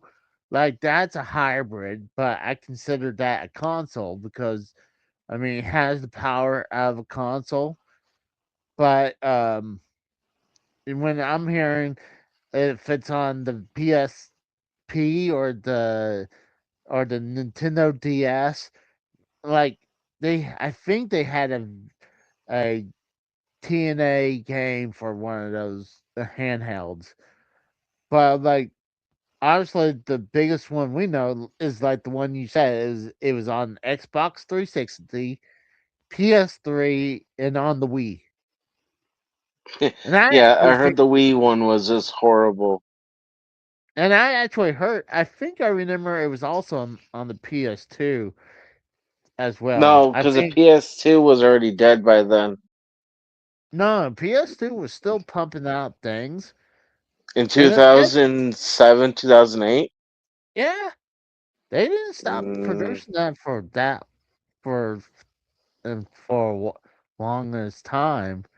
But like I'm pretty sure, like let me check. Let me go to I mean, I can after. look it up right now. I can look it up real quick and I can show it. Look, I'll go Google because I'm pretty sure PS2. Hold on. Oh, it was called TNA Impact, the video game, and it was actually all the Yeah, consoles on there. Hold on. There was a I mobile got it. tie-in as There it well. is. See, I told you there was a PS2 version right here. Well, yeah, okay. So it was PS2, PS3, Xbox 360, and Wii. Yeah. So let me bring up TNA video games. All right, let's see. Obviously, we got the infamous one right here with and there's the PS3, there's the Wii, the Nintendo DS right here. So you had Yeah, TNA Wrestling Impact cross the line with Hogan on the front right here. So yeah, but that was the game was ported to Nintendo DS and PlayStation Portable handset console in August of 2010 under the TNA Impact Cross the Line Publishing by South Peak Games. see, I think right here you got this different cover right here. At first I thought this was someone made this up. But I'm thinking could be a European version, and the reason Maybe. is right here is their rating system in Europe called Peggy. So they Oh instead yeah. of our version is the ESRB. There's No, the you're wrong. I think you might be wrong on that, Casey. Go down one. You see the middle picture? That looks like the PlayStation 2 because it says PlayStation 2. No, one down. Right. No. yeah right Two. there. Yeah, right there. Yeah. Because it says PlayStation 2 right there. Yeah, yeah. I pointed out there is a PlayStation 2 version. I'm just saying the cover. Look, Oh, yeah, you're right. It this might be the Peggy one. You're right. Because if you went yeah. down, there's a Xbox 360 version. If you scroll down a few, Mm, I just so seen it when you were looking. Yeah, right there. Where it says in this this TNA wrestling video game 2008 that was yeah. bad. That picture, if you go up a little bit, it shows it. Oh yeah, someone made a fake PS5 TNA Impact, and I guess Jeez. this is the modern day version of Impact. Yeah, no. But, like, it's bad. Oh, I guess this was a PSP version right here. Yeah. See, the one thing is, you gotta be careful looking up nowadays, is that especially the rise of AI. So you're not promise to have it be sure. And see, here's the Yeah, Xbox 360 with that same cover, and I see the Peggy right there. So I'm thinking this is the European copy cover, probably. and I kind of like the European cover slightly. I think slightly better. It's okay. I mean, I probably would change the AJ Styles No, you picture. keep AJ Styles on there. He's No, like I'm the. just saying I'm not a fan of that picture of Oh AJ. yeah, yeah. No, he looks weird. Yeah, And the same thing with Samoa Joe, where half his body's being covered up with his fist. right. Like, I think the perfect picture they had was Kurt Angle. You can keep AJ Styles and Samoa Joe, but have a better picture. Maybe Yeah. zoom out this picture where he's about the size of Kurt Angle right here, and the same thing with Samoa Joe, so you can get to see them a little bit better. But maybe I think I should do a gameplay review of this. Dude, I I'm telling you, it's a hard game to play. oh I have the game and I played it before, but it's interesting how over the years they never had a home console game again after that. It was like, and Well, honestly, Midway died too. well, think about this. AEW had their video game that took forever to release. True. And actually, I was hearing they had two games that they're going to produce. They said their No Mercy version that they want to do. Oh So God. when I hear No Mercy version, so it's like, so I was thinking maybe it was going to look like an N64 game. That's what I Right. thought, you know. And Mhm. then modern version, but obviously they considered the modern. It's like, oh, there's no mercy version. It's like, but it took them forever to the point where they started making fun of it. Like I think, like I've had a uh, AI picture where someone took it where went from AEW Fight Forever and they put AEW Wait Forever, and all of them Yeah, I've are seen that. where all the wrestlers were old in their pit. Yeah, I've Like seen that one. I got show that Wait Forever. See if I can bring that up. I okay here. I got it right here. Let me bring this up. So you got this one right here.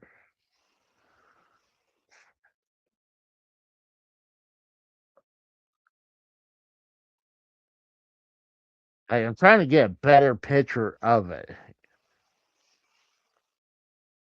but like obviously you can see all the wrestlers are older. I mean, Sting looks the same. Everyone else is gray haired. Like it took them forever to produce it, and you really hadn't heard about them moving on afterwards about making a Plus, I heard producing. that game wasn't that good, anyways.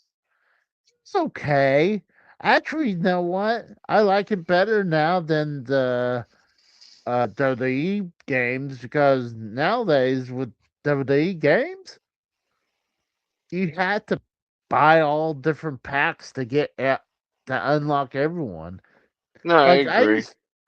I used to like it where if they have people locked, that you could pay like $5 to unlock everything, and I was okay with Mhm. that. Like, hey, if I didn't want to go through the storyline and unlock people like that, and I just want to pay a quick $5 to have everything unlocked, I was okay with that. Like, Mhm. but now it's like, oh, we need an NWO pack. You need a Monday Night Raw pack. WCW Nitro Pack. And like it's to the point where they are having all these different packs and like only a third of the Like this roster. year's?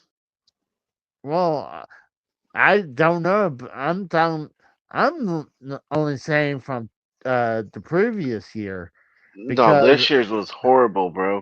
I'm Think sure about it it this was. way. I'm Think sure of it it this was. way. You had the standard game, Yeah, then you had the what was it? The CM Punk one, I believe. yeah, that was the standard game. Yeah, you had the CM. Hold on, let me look this up because I don't want to be incorrect on how it was. Oh, WWE 2K I can bring it up. 26. Okay. So the additions that they had. Uh, Yeah, so they had the standard edition. You had the King of Kings edition, yeah. the Attitude Era edition, the Monday Night Wars edition, and it's like that's stupid. The standard edition Uh, alone was $69.99. The King of Kings was $99.99. The Monday Night War or the Attitude Era was $129.99, and then the Monday Night Wars edition was $149.99. and you know what's the kicker? Mm, Out of that is that some of those wrestlers on the Monday Night War edition on the cover, hmm even paying $150, you couldn't get the guys from NWO and I think Yeah, they're uh all locked still. There is no accelerator to unlock everything. You still have to go out there and play and grind through just to get all these players. yeah, but you would figure like, hey, these guys are on the cover. Figure you pay $150, you're gonna get all these wrestlers, right? Like, no, you're No, not they're gonna get. still locked. Yeah, so it was like it's misleading. I'm Yeah. like, That's why I won't it's buy any more WWE games. oh, I'm done too. Especially I gave 2K25, and when I Yeah. saw how much of it was locked up, I was like, you know what? I'm done. I Like have it's the so. last one I have is 24. And look, I actually was starting to get burned out from some of these modern day games because all hmm they do is they slightly look better, but it's not even that. It's just this. It's the copy and paste for every year, just with Yeah. a roster change slightly because some people got released and you got some new people come in. You know, No, I agree. but It's copy and paste and then basically uh micro transition transactions and that's it. yes. So that's why with the AEW game, like I actually like it better because at least it was not all yeah, you had some packs, but when you go into it, like you're not like half like 2/3 of the rosters locked up. Like Right. what the fuck, man? Right. I'm thinking if I'm spending $150 on the Monday Night Wars edition, Mhm. I get everything unlocked day one. That's it. Exactly. Absolutely not. And like that it's just that's just insane. It's to the point. Like, I know this is not TNA related right now, hmm but it started from we're talking about the TNA Impact game, but it kind of leads into this a little bit, you know, and like Oh, absolutely. it evolves from that where you didn't have to worry about paying for all these different packs during that time to what has evolved because the PS4, actually later PS3, PS4, and now the PS5 era, where like now these companies in the rise of microtransactions, where they had to nickel and dime you to the point where oh yeah, you buy the basic game that's $69.95. $70 But for a basic yeah, game. yeah, and it's like, but like you still had to pay a hell of a lot more to unlock everything. Like even when you're saying $150 version still doesn't unlock, and that's literally more than twice of the basic game. So it was Yeah. like it's horrible. Mhm. But like, and I don't know. I know this, like I said, this is leading into something different than TNA, but the video game industry has changed, and it's even getting worse nowadays. Certain, I agree. ever, and since this whole PlayStation stopping will be stopping producing physical disc, Mhm. and but that's here or there. But That's yeah, why I went so back to the old vintage retro consoles. Like literally, I picked up an N64. I'm happy as can be to playing with that. I'm happy playing Revenge and Warzone and South Park, and I eventually I'm gonna pick up Mario Kart 64 because those games are more fun and interesting than nowadays video games. oh yeah. So we already went through the Hogan Bischoff era, Jeff Hardy's incident, Mhm. the Jeff Jarrett's return and exit. Mhm. Uh, you brought up the whole thing with his alcoholism and Mhm. recovery, and it's pretty much at the very end afterwards where uh when he's being inducted in the WWE Hall of Fame, and Mhm. they didn't bother to say that not only after that he was signed with WWE in backstage, but then obviously during the whole beginning of TKO era, they decided since pretty much hired Jeff Jarrett back, and Mhm. so when Vince McMahon left, uh, Triple H and his crew decided to let Jeff Jarrett go, and obviously now Jeff Jarrett is he's in AEW. He was a talent in AEW, but I think he's more of a person behind the scenes helping the young guys now. And you can see he's happy at AEW behind the scenes. He's working with the young wrestlers, but Mhm. like I'm happy that he's able to like I always thought before he started his podcast, I thought he was a dick because he always came off on when he was doing his run in WWF, WCW, and his TNA run as being a dick, right? He was a Right. He he was a made you to believe. He made you feel. he That's was a the great whole heel. point. That he Yeah. was a good heel. But ever since I started watching and listening to his podcast with Conrad, I was like, this guy's actually a real good guy.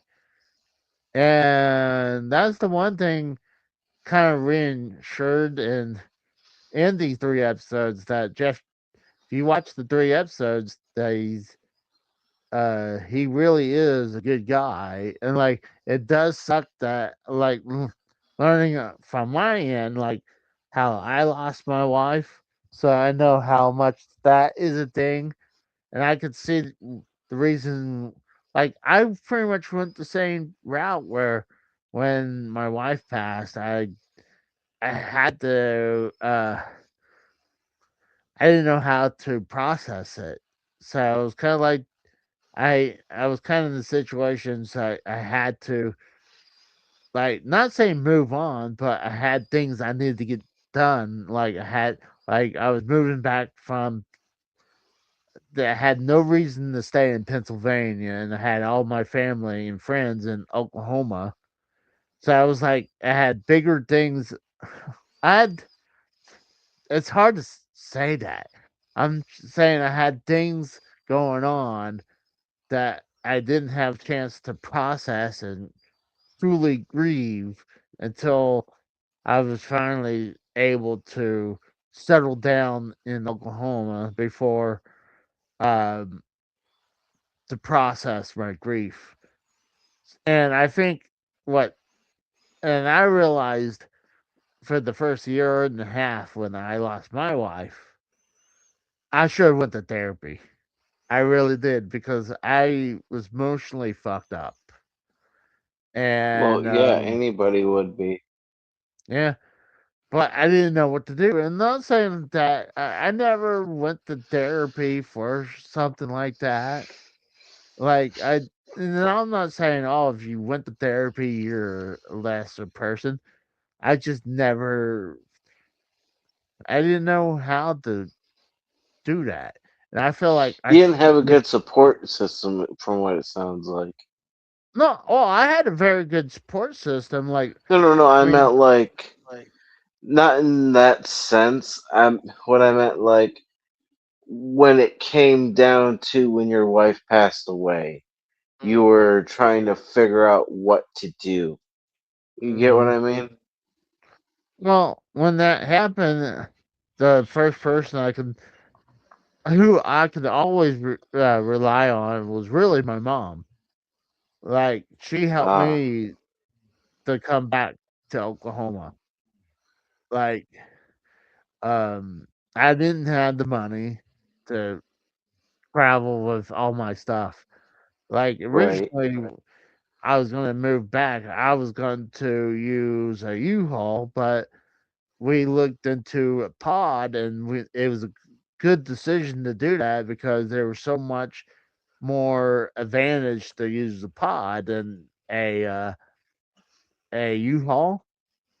But here's the thing that sucked: it cost $1,000 more, and I didn't have that money to do any of that, you know. Right. And I owe a lot to my mom.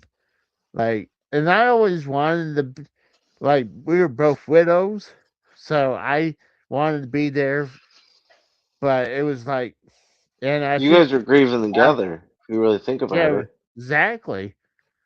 And it helped me being there, exactly. Like, and like, I had a lot of my family and friends down here that really helped me move on with my life, that I was able to help me process and grieve and move on. Even though I wish I did do therapy, Yeah. but But you're still technically Rabbi Casey because you are Jewish. And it's okay. but I can see why Jeff Jarrett, when he lost his wife, it was like he didn't know. Like they were saying, it took over 18 years for him to process Owen Hart's death. Like, I mean, Yeah. he was a good friend of Owen Hart, but so like I'm sure it took a while to grieve. But 18 years, I mean, that's like That's a you figure, little too much.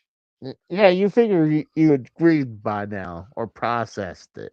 Yeah. But I can understand, like, when my wife passed, first thing I want to do is continue to work because I want to drown my problems throughout from working, because at least it's something that I can take my mind off what's going on, you know?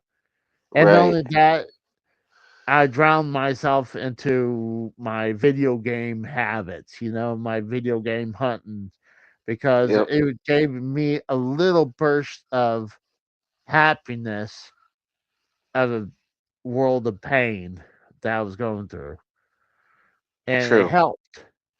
So I could see why, Jeff Jarrett was, yeah, he had a wife and kids, but I'm sure he was still grieving to the point I could see why he had to resort to hitting the bottle. See, that's the So, thing is, when you grieve or when you lose a loved one, your mhm. grieving is never over. Oh no, I agree. And people grieve in different ways, Yeah. and I'm sure, like, I was kind of stone faced during all three funerals between my parents and my late wife. Hmm. And I think when my dad passed, I was able to get to say goodbye to him. So, and I was living in Pennsylvania, but I came down here. He died because he had colon cancer. Right. So I got the chance to say goodbye to him. And when he passed, one of the things that helped that I didn't get to see like a coffin, because if I would have saw the coffin oh, especially if it was a or casket or An wherever, open eh, casket. yeah, if I would have saw that, I would probably lost it, or I would have lost it with any of those three, and it Right. helped not seeing that. Now I'm just curious.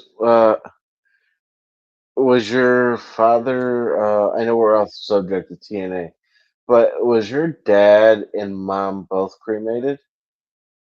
Yes, What about your wife? Was she buried or was she cremated?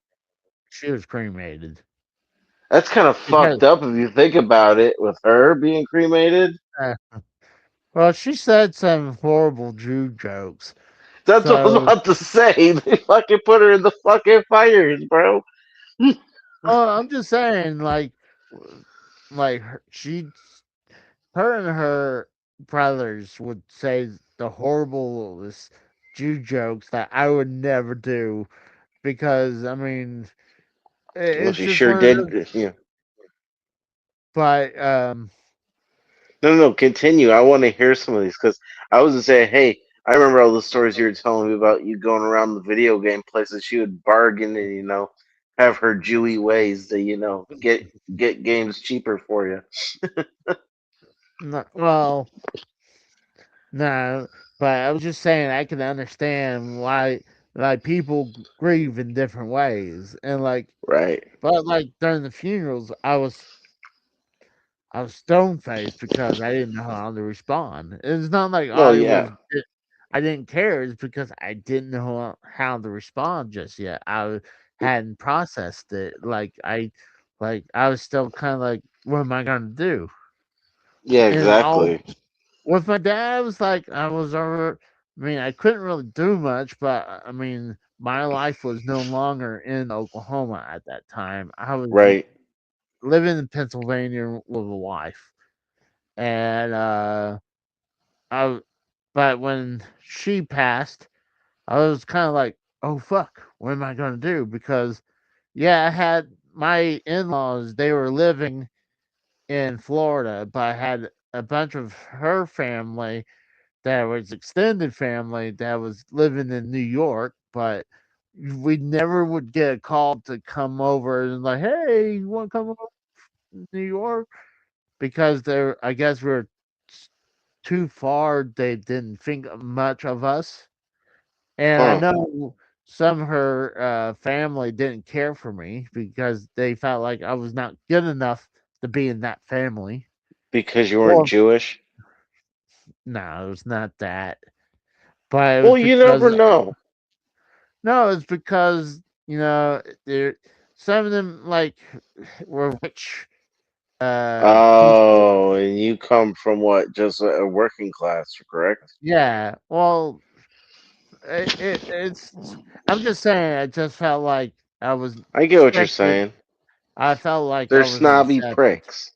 Yeah, but uh, I didn't have much reasons to stay in Pennsylvania. No, So I I'm. honestly I've known you for 6 years, Casey, Mm, and from what I've noticed is that I think the death of your mother was probably the hardest one for you because I remember when she did pass and we mm. were talking. Honestly, I think when your mom passed, it that was probably the worst. Well, From it's besides your dad, your wife, I think your mm. mom's was the worst. Well, mostly when I was there because when she died there, Yeah, I exactly. because when I couldn't handle being there when they pulled the plug, and I couldn't just stand to watch it. I couldn't, No, I get it. and then I couldn't stand watching seeing her dead on the hospital bed. I On the had to slab, run. right? Yeah. So Yeah. and it was a weird situation with my wife because she died because a heroin uh induced heart attack that Oh, that had no I had no way to do anything about it. She was gone when I found her. right. Yeah, because you told me she was addicted to opiates, correct? Uh, I I don't mean, we want don't to have bring to up talk about your personal stuff. I mean, we can cut a lot no, of this out. Honestly, we don't need to. no. I mean, I was just trying to bring out points why I could see Right, but why we got he was. way too dark there with all Yeah, your stuff. Like, honestly, you should chop some of yeah. this off. No, I'd be okay. It's Okay. okay. I mean, But I was just bringing points that I could see why he went that route no, I get because it. I could see easily like I saw dark what like I said I was having problems like when my wife died I felt like half I was half dead inside and when my mom died it didn't I felt almost like that too because where I was kind of still I was emotionally like I was getting easily irritable at work because of I like believe it. Let me yeah ask you this question, Casey. Who are you? Who are you more closer to, your dad or your mom? I'm more a mama's boy, That's but what I was about to say. You seem like a mama's boy. Like, honestly, I mean, to be honest mm, with you, I, I, I would have to say both for me, but like, I would give more of the slight edge to my dad. I mean me and my dad I mean we had good points and bad points. I mean there was Oh yeah, of we course, everybody does. I mean me and my dad we done things like he was manager of my baseball team for years. Um I didn't know McDonald's had a baseball team. but Hey, with all the dark shit you were just saying, we yeah. have to make light of something. Come on. Well, I was just saying that we would go. Me and my dad would go to the movies all the time. We would go to watch high school football together. Like even when I was graduating, I was still watching high school football because it was still cool. It was still good to be in the crowd watching football games because in Oklahoma, high school football was very popular to watch Most because of the the time in Friday. the South, it is. Yeah, but Well, I mean, up here too. Up here, it's like Friday Night Lights, you know. exactly, exactly. But no, I was just saying that I could see why Jeff Jarrett like went that the route direction, and I could see why it was so easily to do that. Like um, he was processing the grief in that way. Like some people has to do that. Like that was their way. Like I mean, I'm sure people like stringing, but then honestly, they use it to help to get over problems. But sometimes, honestly, it can overcome them. And addiction is a bitch to, you know, Mm, overcome. and I do believe it is a sickness that. Yeah, But luckily, honestly, a lot of these people, I'm glad they're able to overcome and uh like it says right here, redemption in later life, that Jarrett was able to recover from it. And like and listen to his podcast, I am so proud of him and feel good for him. Not only him that ever coming back out of that, and when I'm listening to his podcast, he's always upbeat and everything, and he's always sound like a good guy. So like, Yeah. and how many shows he did? You figure if he wasn't really a good guy, some of that would finally like leak out from his podcast by now. But Could you say that maybe Jeff Jarrett is like one of your wrestling heroes? no, Oh, I'm just come saying on. You're sitting no. there milking him for a minute. Like, No, just saying. Like I'm just saying. I believe he's a good guy. I think he's a great. He does a good job playing the heel to the point yeah, I like they say, really. most people that play a bad guy role 9 times out of 10 are the nicest people in the world. Well, I'm sure a lot of times the people, good, nice wrestlers, like some people never thought Sami Zayn could pull off being a good heel, and before this run being the heel, when he had his first run as a heel, I didn't think he was going to do a good job, but then he had a great heel run to the point where he found people wanted to turn him face again because he was Hmm. doing a good job under the bloodline. Right. But no, I was just saying he was a believable heel. But obviously everyone makes bad mistakes or stupid mistakes. Like like the whole thing with Stone Cold and Jeff Jarrett to the point where when Jeff Jarrett was young and Steve Austin was young too, and he was working under Jerry Jarrett, and Stone Cold was upset with his pay, and Jeff made a joke about or took a shot. It's like staring at it ain't gonna make it go up, grow. Like ain't gonna make it bigger on your check. So and Stone Cold took that offensively for years. He hated him ever since that. And then when Jeff Jarrett came back for the second run in WWE as like "Don't piss me off, Jeff Jarrett," uh, he was doing a shoot promo, and one of them was talking about blasphemy on Stone Cold because the whole thing was Austin 316, but he was just doing a promo on it, and Stone Cold took offensive to that. But did I really think he would ever been? Let's say if he never went back to WCW. Did did I actually think, or you think he would have ever been WWF champion if he was stayed in WWF and not went back to WCW? Absolutely not.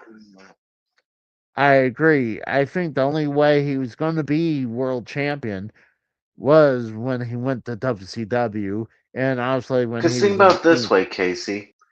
The the the title that Jeff Jarrett held the longest was the Intercontinental title. That was his ceiling in WWF. Well, he was the. Oh yeah, I agree. He was. I believe he was a six-time Intercontinental champion. So honestly, That is he correct. so he was good enough to get that six times, and you don't get that if they don't really think you're a good wrestler or good gimmick. But he, I do agree that was in the WWF slash WWE. That was his glass ceiling, and I agree with that glass ceiling. I mean, I do think he needs to go WCW to kind of get past that glass ceiling a little bit. And I felt like, yeah, I was okay when he became WCW champion. But people time poo poo on him when he became the NWA champion under his own brand. But like at that time, he was the believable as the top heel in his own company.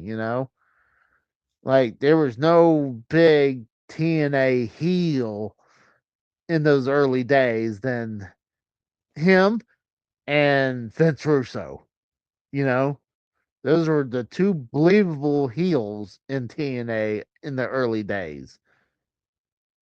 So, but I do, I was okay with him definitely being WCW World Champion, and I was all right with him being Yeah, because at NWA that point the Champion. title didn't mean shit. So I mean, why Yeah, not tarnish it more? well, WCW. I mean, you can't just Really, rely on. the year No, 2000, no, I'm just WCW was saying. shits. No, hold on. I'm just saying that you had to give the belt to someone new to give it a shot. Yeah, And but what I'm saying is the title was yes, tarnished.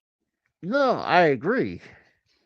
I'm just saying, I'm like, even if it was tarnished at that time, eventually, like even nowadays, you can't just rely on the same few people holding the belt. You eventually have to give a try to someone else with the belt to see if it will work out.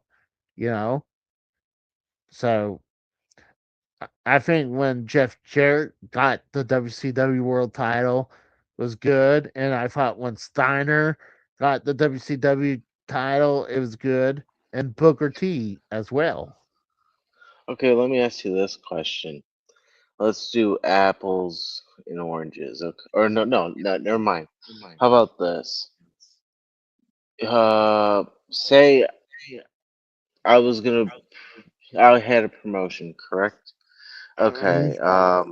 If I'm gonna have you versus Eugene versus Mikkel in a match for my world championship, right? Mm, Who do you think I'm gonna put over? I assume it would be me, right? Oh, what? Because we're friends, so I'm gonna, put you over? Is that what you're trying to say? I mean, honestly, think about it. Eugene was never going to be a world champion. I don't even think he had a chance to be intercontinental champion at That's the all. point I'm making. But I'm just saying, it's like Vince, like honestly, you had to find the best person at that time, and I think in WCW, Exactly. I think you had to I think Jeff Jarrett, Scott Hall, and Booker T was the right positions to have those them as champions, because Wait, did you say having Scott people, Hall? I mean Scott Steiner, Okay, I was about to say Scott Hall was never WCW heavyweight champion. He no, should have been, no, I but he never agree, was. but Just like he Steiner, should have been on the WWF Wing Eagle.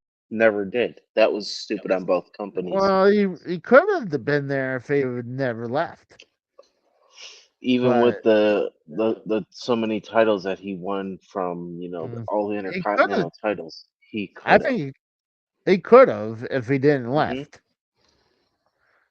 but Yeah, but honestly, there was a lot of problems. Like not only you had uh oh, God, you had Russo winning the belt, and then you had Arquette. David Arquette winning the belt. Like, That's why I but said. then and then like in 2000, they had like I think the title changed over 20 times, Yeah, and that's like when Jarrett won most of those titles. Was in oh 2000 yeah, when the title was tarnished. It meant nothing. So why not give it to somebody? Honestly, in the WCW, Jarrett's at the bottom of the totem pole. So why not? The belt's already tarnished. The belt doesn't mean anything. Put the strap on him or have it vacant. That's well that's honestly what I was the saying. Well, that's what I was saying is like I thought it was okay for him getting the belt because yeah. like how many times do we need to see Kevin Nash winning the belt or DDP or some DDP, bigger. I agree with. DDP actually, when he won the title back in Mhm. '98, I'm not gonna lie, he had a really good run, and I I was believe okay. he was only WCW champion like once, and that was it, and that was in I '98. think I think he held it twice. I could be wrong, No, but I think it was only the one time because he lost it to Goldberg. I mean, then you had like Sting. No, not Sting. Sid. I was trying to think of Sid. Like Oh yeah, yeah, yeah. the whole thing with Sid was a champion. It was like, I mean, okay. I mean, this is That's no believable longer. though. Yeah, but that was Sid's last good run. After that, he was done. After Oh the yeah, yeah, when WCW was done, he was done pretty much. Like, oh yeah, yeah. but Well, think about it this way: if Bischoff really had it his way, or Russo had it his way, fucking they were gonna try to put the belt on fucking Tank Abbott. Really? well, Just saying. he was a MMA fighter, and at that time, honestly, the whole UFC was starting to be a thing, and it was coming up from like I remember when watching UFC, being in intermediate high school, uh, watching UFC when UFC didn't even have rounds. They didn't even have weight divisions. It was like they had a talk, and uh, the only time the match is over is when either the opponent was knocked out or submitted, or the referee's stoppage. So, and it was like True. the modern day version of gladiators, because it wasn't like a sport like boxing until when they not only had weight divisions and having rounds and having more and Yeah, more rules to make it more le- legitimate. And it really needed that though too to survive. It you're needed not wrong. those certain things, and if it didn't, UFC would have been a dead brand by now. But That's true. at that time, UFC was a big thing. So and Tank Abbott was known as a MMA fighter. So Yeah, I could see why, and he was a believable badass at that time. So I could see why they think about putting the belt on him. Even though would I like that? No, but when they took him being a MMA fighter and like, hey, we're gonna put him with 3 count and him singing and dancing with 3 count. Like, oh my god, they killed his fucking character. Like, I can understand that you want to that's the make the same way guy. with what was it? Mike Awesome. They had him as Mhm. ECW champion come over to Yes. WCW and become the fat chick thriller. I mean, was that Mhm. gonna get over? Or that No, '70s guy? No. no. I don't know why they would do that. I think they're trying to do different things, but like trying to change up the gimmick. Honestly, that I think that was a Vince Russo deal. But it was like, I mean, honestly, it was a bunch of bad decisions. But it's kind of Which like how they WCW said, made a lot. "Oh yeah, see, ultimately WCW died of 1,000 cuts. You know, it wasn't one particular thing, No, it wasn't. and like there was a 1,000 cuts, and you can. It's even if some of those major ones were gone, there's still like thousands of minor cuts that finally did it. And obviously, the biggest one that kind of killed them completely was the whole the executive from Turner that killed it. Jamie Kilner, who came in and that you want to say someone that's the biggest heel in our industry, or the biggest bad guy in our industry, you look at Jamie Kilner, because he didn't just kill WCW, he killed a lot of TV shows that a lot of people enjoyed, including Mhm. Batman the Animated Series, Tiny Toons, Animaniacs, anything that was on the WB. Hell, he even killed Dawson's Creek. That says it right there. You killed and he killed Gilmore Girls, which nobody really fucking cared about that show, but still, I Yeah. mean, he killed a lot of shows. He ruined a lot of shit. And Well, then he was only in the granted, company for 6 months and left. granted, some of those cartoons, like the Batman animated That series, was a good and show. it was a good show. I'm not gonna lie. The same thing with Animaniacs, but after so many episodes, like, I mean, what could you do? Like, I love Batman and animated series. That, and I love the X-Men series. Yeah, he killed Like, that too. did they? No, Yeah, it was on the WB. the X-Men animated series that they The were. original ones, yeah, that was on WB. Okay. Well, I mean, Same with honestly, that. Superman, the Adventures of Superman, the Mhm. cartoon. Yeah, he killed that too. But some of those were dying because at that time, like how many seasons could those last? I mean, even though I love how Disney Plus brought back the X Men animated series back. Yeah, the With, X-Men 97. yeah, and Yeah, with season 2 out now, yeah. and so I've been enjoying that because I definitely like the love letter of the past, but that's here and there. We went way Yeah, I past, know, I'm getting so tired over here. but so What's your final thoughts? that's what I was heading towards. Um, my final thoughts. I really enjoyed the 3 episodes, but ultimately I was disappointed of pretty much what I thought we were gonna get. Like, I was happy what we got with the Jeff Jarrett story, but I don't like how they kind of used the TNA name to promote it because I was kind of hoping more dirt from TNA that we didn't even get. Like, I wouldn't mind doing a 3-parter of this, of all the stuff that they didn't bring up. I Like, agree.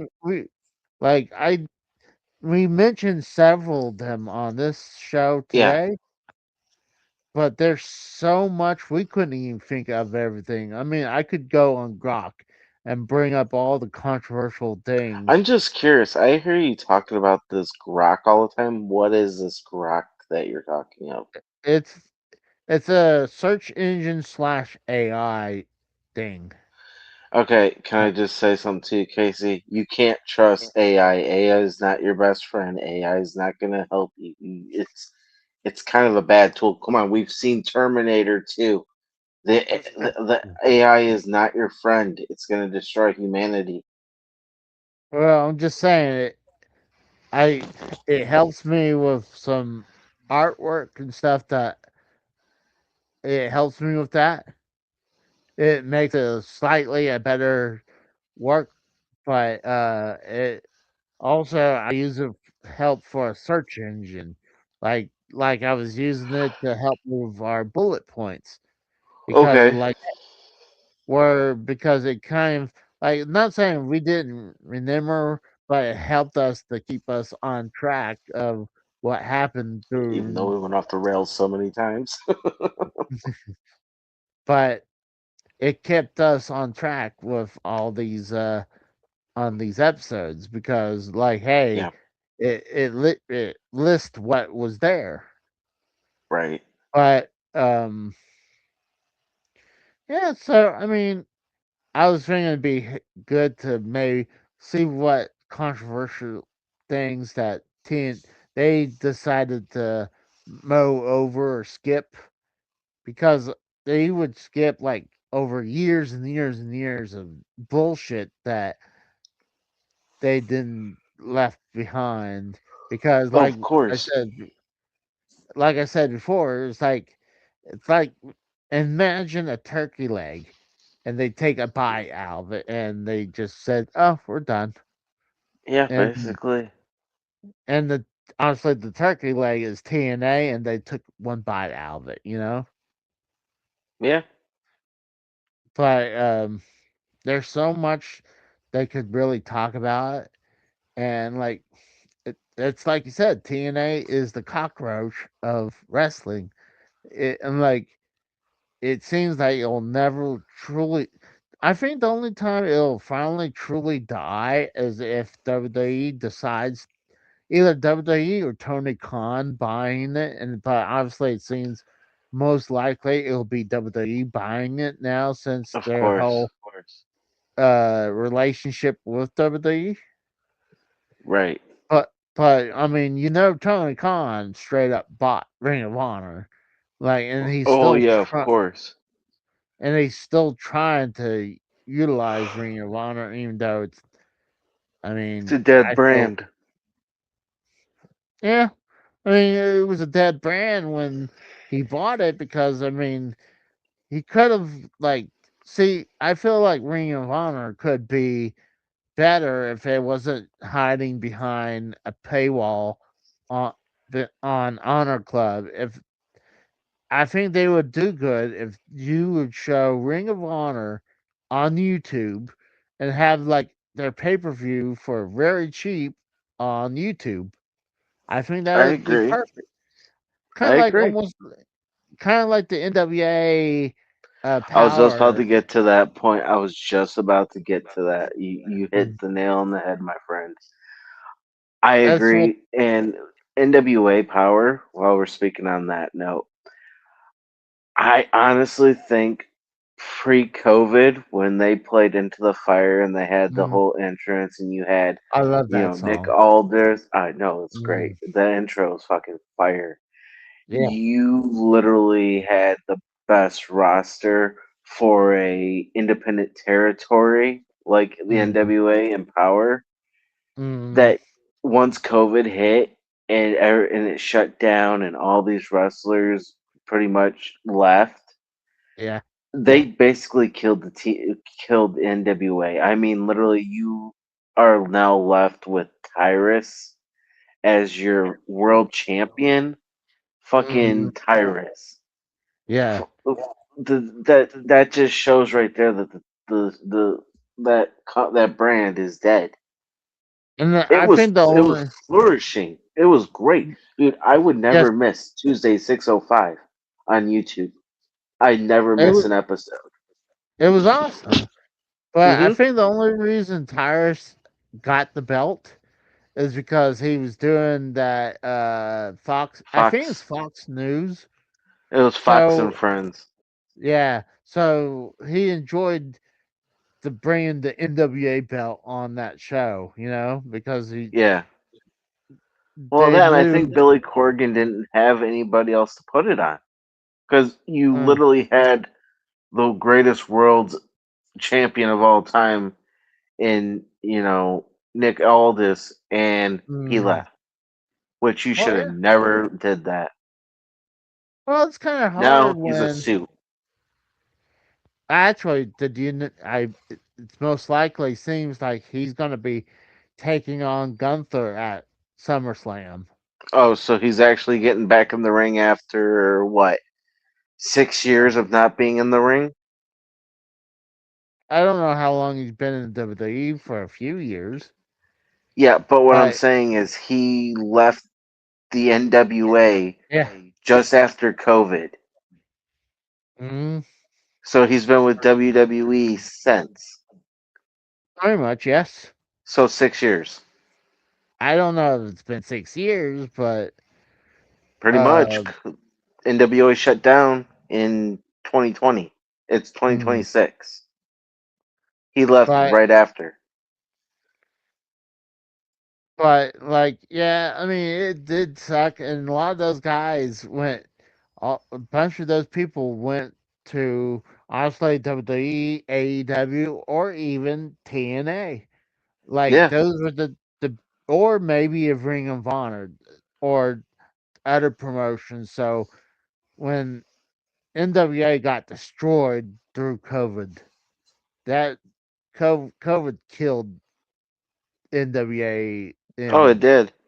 It did. but And and the other there's thing that killed it too, if you think about mm, it, is that Sam Hain pay per view when you had yeah, Father Mitchell literally have hookers and their version of cocaine on the yeah, table, and that was very controversial, which you don't do in wrestling. mm, And they literally had a spot on CW locked mm, in until that incident happened, and then guess what? NXT took that spot right from underneath their nose, yep. and now they're on the CW network Well, app. they're on the on the app. They went Yeah, from and they were in a better position staying on YouTube than being yeah, on that fucking app because I think exactly. because they're more visible on YouTube than on that stupid app. No one Yeah, goes to that fucking app. yeah. Raise Like, your yeah, hand if you have the app. Nobody. no. So it was like yes, they would do very well if they was on the CW, Hmm. but that that It's hurts them. nationwide, and it's Yes, more eyes to the company. exactly. But see, that's the thing when I know this is a little off topic a little bit more, but when everyone wants to say that Vince McMahon's going to come back and start a new promotion, and like, all right, let's No, say that's well, as you say, all right, let's go with that. Let's say he does make a new promotion with what roster because he's exactly. literally he's going to like he's not going unless he's going to wait for all these other wrestlers who gets cut by WWE. So you're going to get all these WWE castaways, and then you're going to wait for all these TNA castaways and AEW castaways. So you're going to be like a TNA slash AEW light version. So it's like when people are saying, "Oh, he's going to start a new promotion, like wrestling promotion," like no, like, if anything, it'd be best for him to buy one that has a, a good roster than building in one because I mean the wrestling pool, like yes, you have the independent wrestlers, but you still Yeah. gotta have a bunch of known and upcoming wrestlers. Like it would have been better if he somehow buys TNA than Right. buying starting a new promotion. But See, I can give the devil his dues. Vince, as much as I hate him, not I hate the Mr. McMahon character. I don't hate Vince McMahon the person. Don't know the guy. But mhm. he can tell a story. He can do a beginning, a middle, and an end of a story. He can create a character. Hell, I mean, he's made so many characters in the 30, 40 years of WWE being, what it is. He's made solid characters. So could he put it, have a new, promotion and all that and take, indie darlings and turn them into worldwide celebrity main wrestlers? Yeah, he can. Of course he can. N no. Will it happen? No.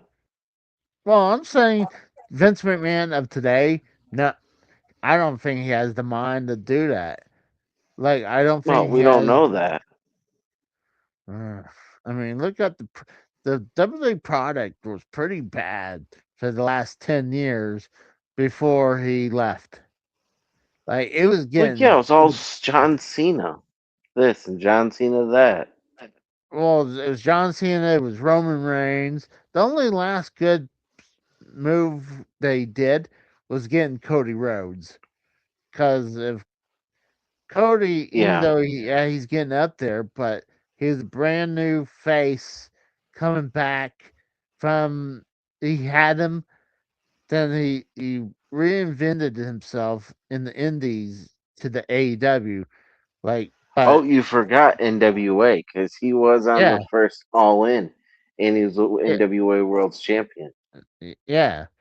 But I just don't think he has that vision anymore. But No, I mean, let Vince just be an old man. He's made enough money. Let him live his billion, life, and that's it. Yeah, yeah. exactly. But my final thoughts, yeah, I would just say i- if I knew this was gonna be the redemption story of Jeff Jarrett beforehand, I would be set up with that. I didn't think that was. I heard the beginnings of this is going to be the first episode was going to be the Jeff Jarrett and the beginnings of TNA was episode one, and then the lead into TNA story and two, and then we had no idea about episode three. But finding out, like we said before, it's the redemption story of Jeff Jarrett with sprinkled TNA. Yeah. And but it would have been better if they just didn't brought up the TNA name because I felt very disappointed that we didn't get all the dirt, or at least even And you should be no, like we didn't come close to like even a scratching quarter the of. surface. Yeah, it's like not even like little chip off the iceberg of the dirt they mentioned. But That's true. I think they were three good episodes. I agree the third episode's the weakest, but I think they were good episodes, but that's my opinion. What about you, AJ? What's your final I thought? agree with everything you said, honestly, because there's not really much more to say about this documentary. First two were good. The last one was very weak and very disappointing and letdown. So, I mean, if you're talking to the audience here, honestly, I would say watch all three, but you're gonna be kind of disappointed in part three. First two, you're gonna be like, "Oh my god, this is great." Third part is Mhm. just gonna, nope, I'm good. Well, it's because like I said last week, is like, dude, we're gonna miss a bunch of stuff, and I just Yeah. wondering, like, what were we gonna miss? But I didn't realize that they were such glazing over a bunch of them, like to the point it's like they went like they hit a couple points, fast forward a few years, hit another point, forward another year or so, and they didn't say anything. And obviously, can't bring up everything, but like Hmm. mention something here and there. But like they had no problem throwing shade at Dixie on the way through, and you know what? She deserves it. She was an evil cunt and she deserves all the evil hate towards Yeah. her. But the one thing I had to give her credit, if she didn't have her daddy's money behind it, it TNA would have been dead very much in '02, maybe Yeah. in '03. I If was gonna they, say oh 04, but that's about it. So fucker. dude, you're muffled. I know, because I'm like falling asleep. I'm in my bed falling asleep. That's how tired I am. Yeah, I know, guys. We started very late, so after I got up from a We're late going nap. on 2.5 hours, 2 hours and 40 minutes. Yeah. Let's call it a So let's call it a wrap. it's pretty much 1:30 his time, 12:30 my time. So we're about to wrap this up. It's Yeah. kind of like Me, AJ, and Tex, we love talking about this stuff. We could talk hours, and honestly, I mean, this is proven point. And like last week, it was the same thing, but we had more when we had two episodes to talk about than just one. And obviously, we talked a bunch of stuff that they missed, and obviously, side stuff that was kind of related to it. But M- I'll give you guys a heads up. Me and AJ we're planning to continue to do more of the episodes. So because I've been enjoying doing these reviews with AJ. Like we would watch them and then we'll like we straight up just wing it and just give our honest opinion. I usually when we go starting, I don't want us to talk too much because I feel like we would like we just repurpose the same things we just brought up, and kind of you want it right, like your immediate reaction to the point, like your opinion, than reacting what you just said earlier. So I've been enjoying We it. said that like 3 times already so far. What? A lot of stuff that we've been talking about on this episode, we've literally said it like 3 times already. I've counted. Well, there's some stuff that's kind of hard to, like, we would go point at it, you know? I know. Yeah. So it's kind of hard to not point at it. I know. But I've been enjoying, so hopefully we do continue with these episodes. But I don't think they're going to be as long as these two because these are like a topic that me and AJ really would love to if they would done a little bit better job You with know it. what? I have an idea, Casey. Fuck Vice and fucking Dark Side of the Ring. We can make our own rise and fall of fucking TNA, and it'll be a lot better than the shit they would ever fucking put on. Well, I mean, Fuck them. it's not a bad idea, but I would say probably would start from the beginning. Of course, But that's where you start. yeah, but we'll just go ahead and if you don't have anything else, we'll go ahead and No. cut out. So it was a Have a good good night, show everybody. for AJ Raiders. My name is Casey Raw. Thank you for watching. If you enjoyed our content, give me a like, comment, share, and subscribe. And I'll see you guys next time. See ya. And we're on the road to 3,000 subscribers. Yep. By the way, yes, we finally hit 2,000 subs. So thank you guys. So thank you. And we'll see you guys next time. See you guys.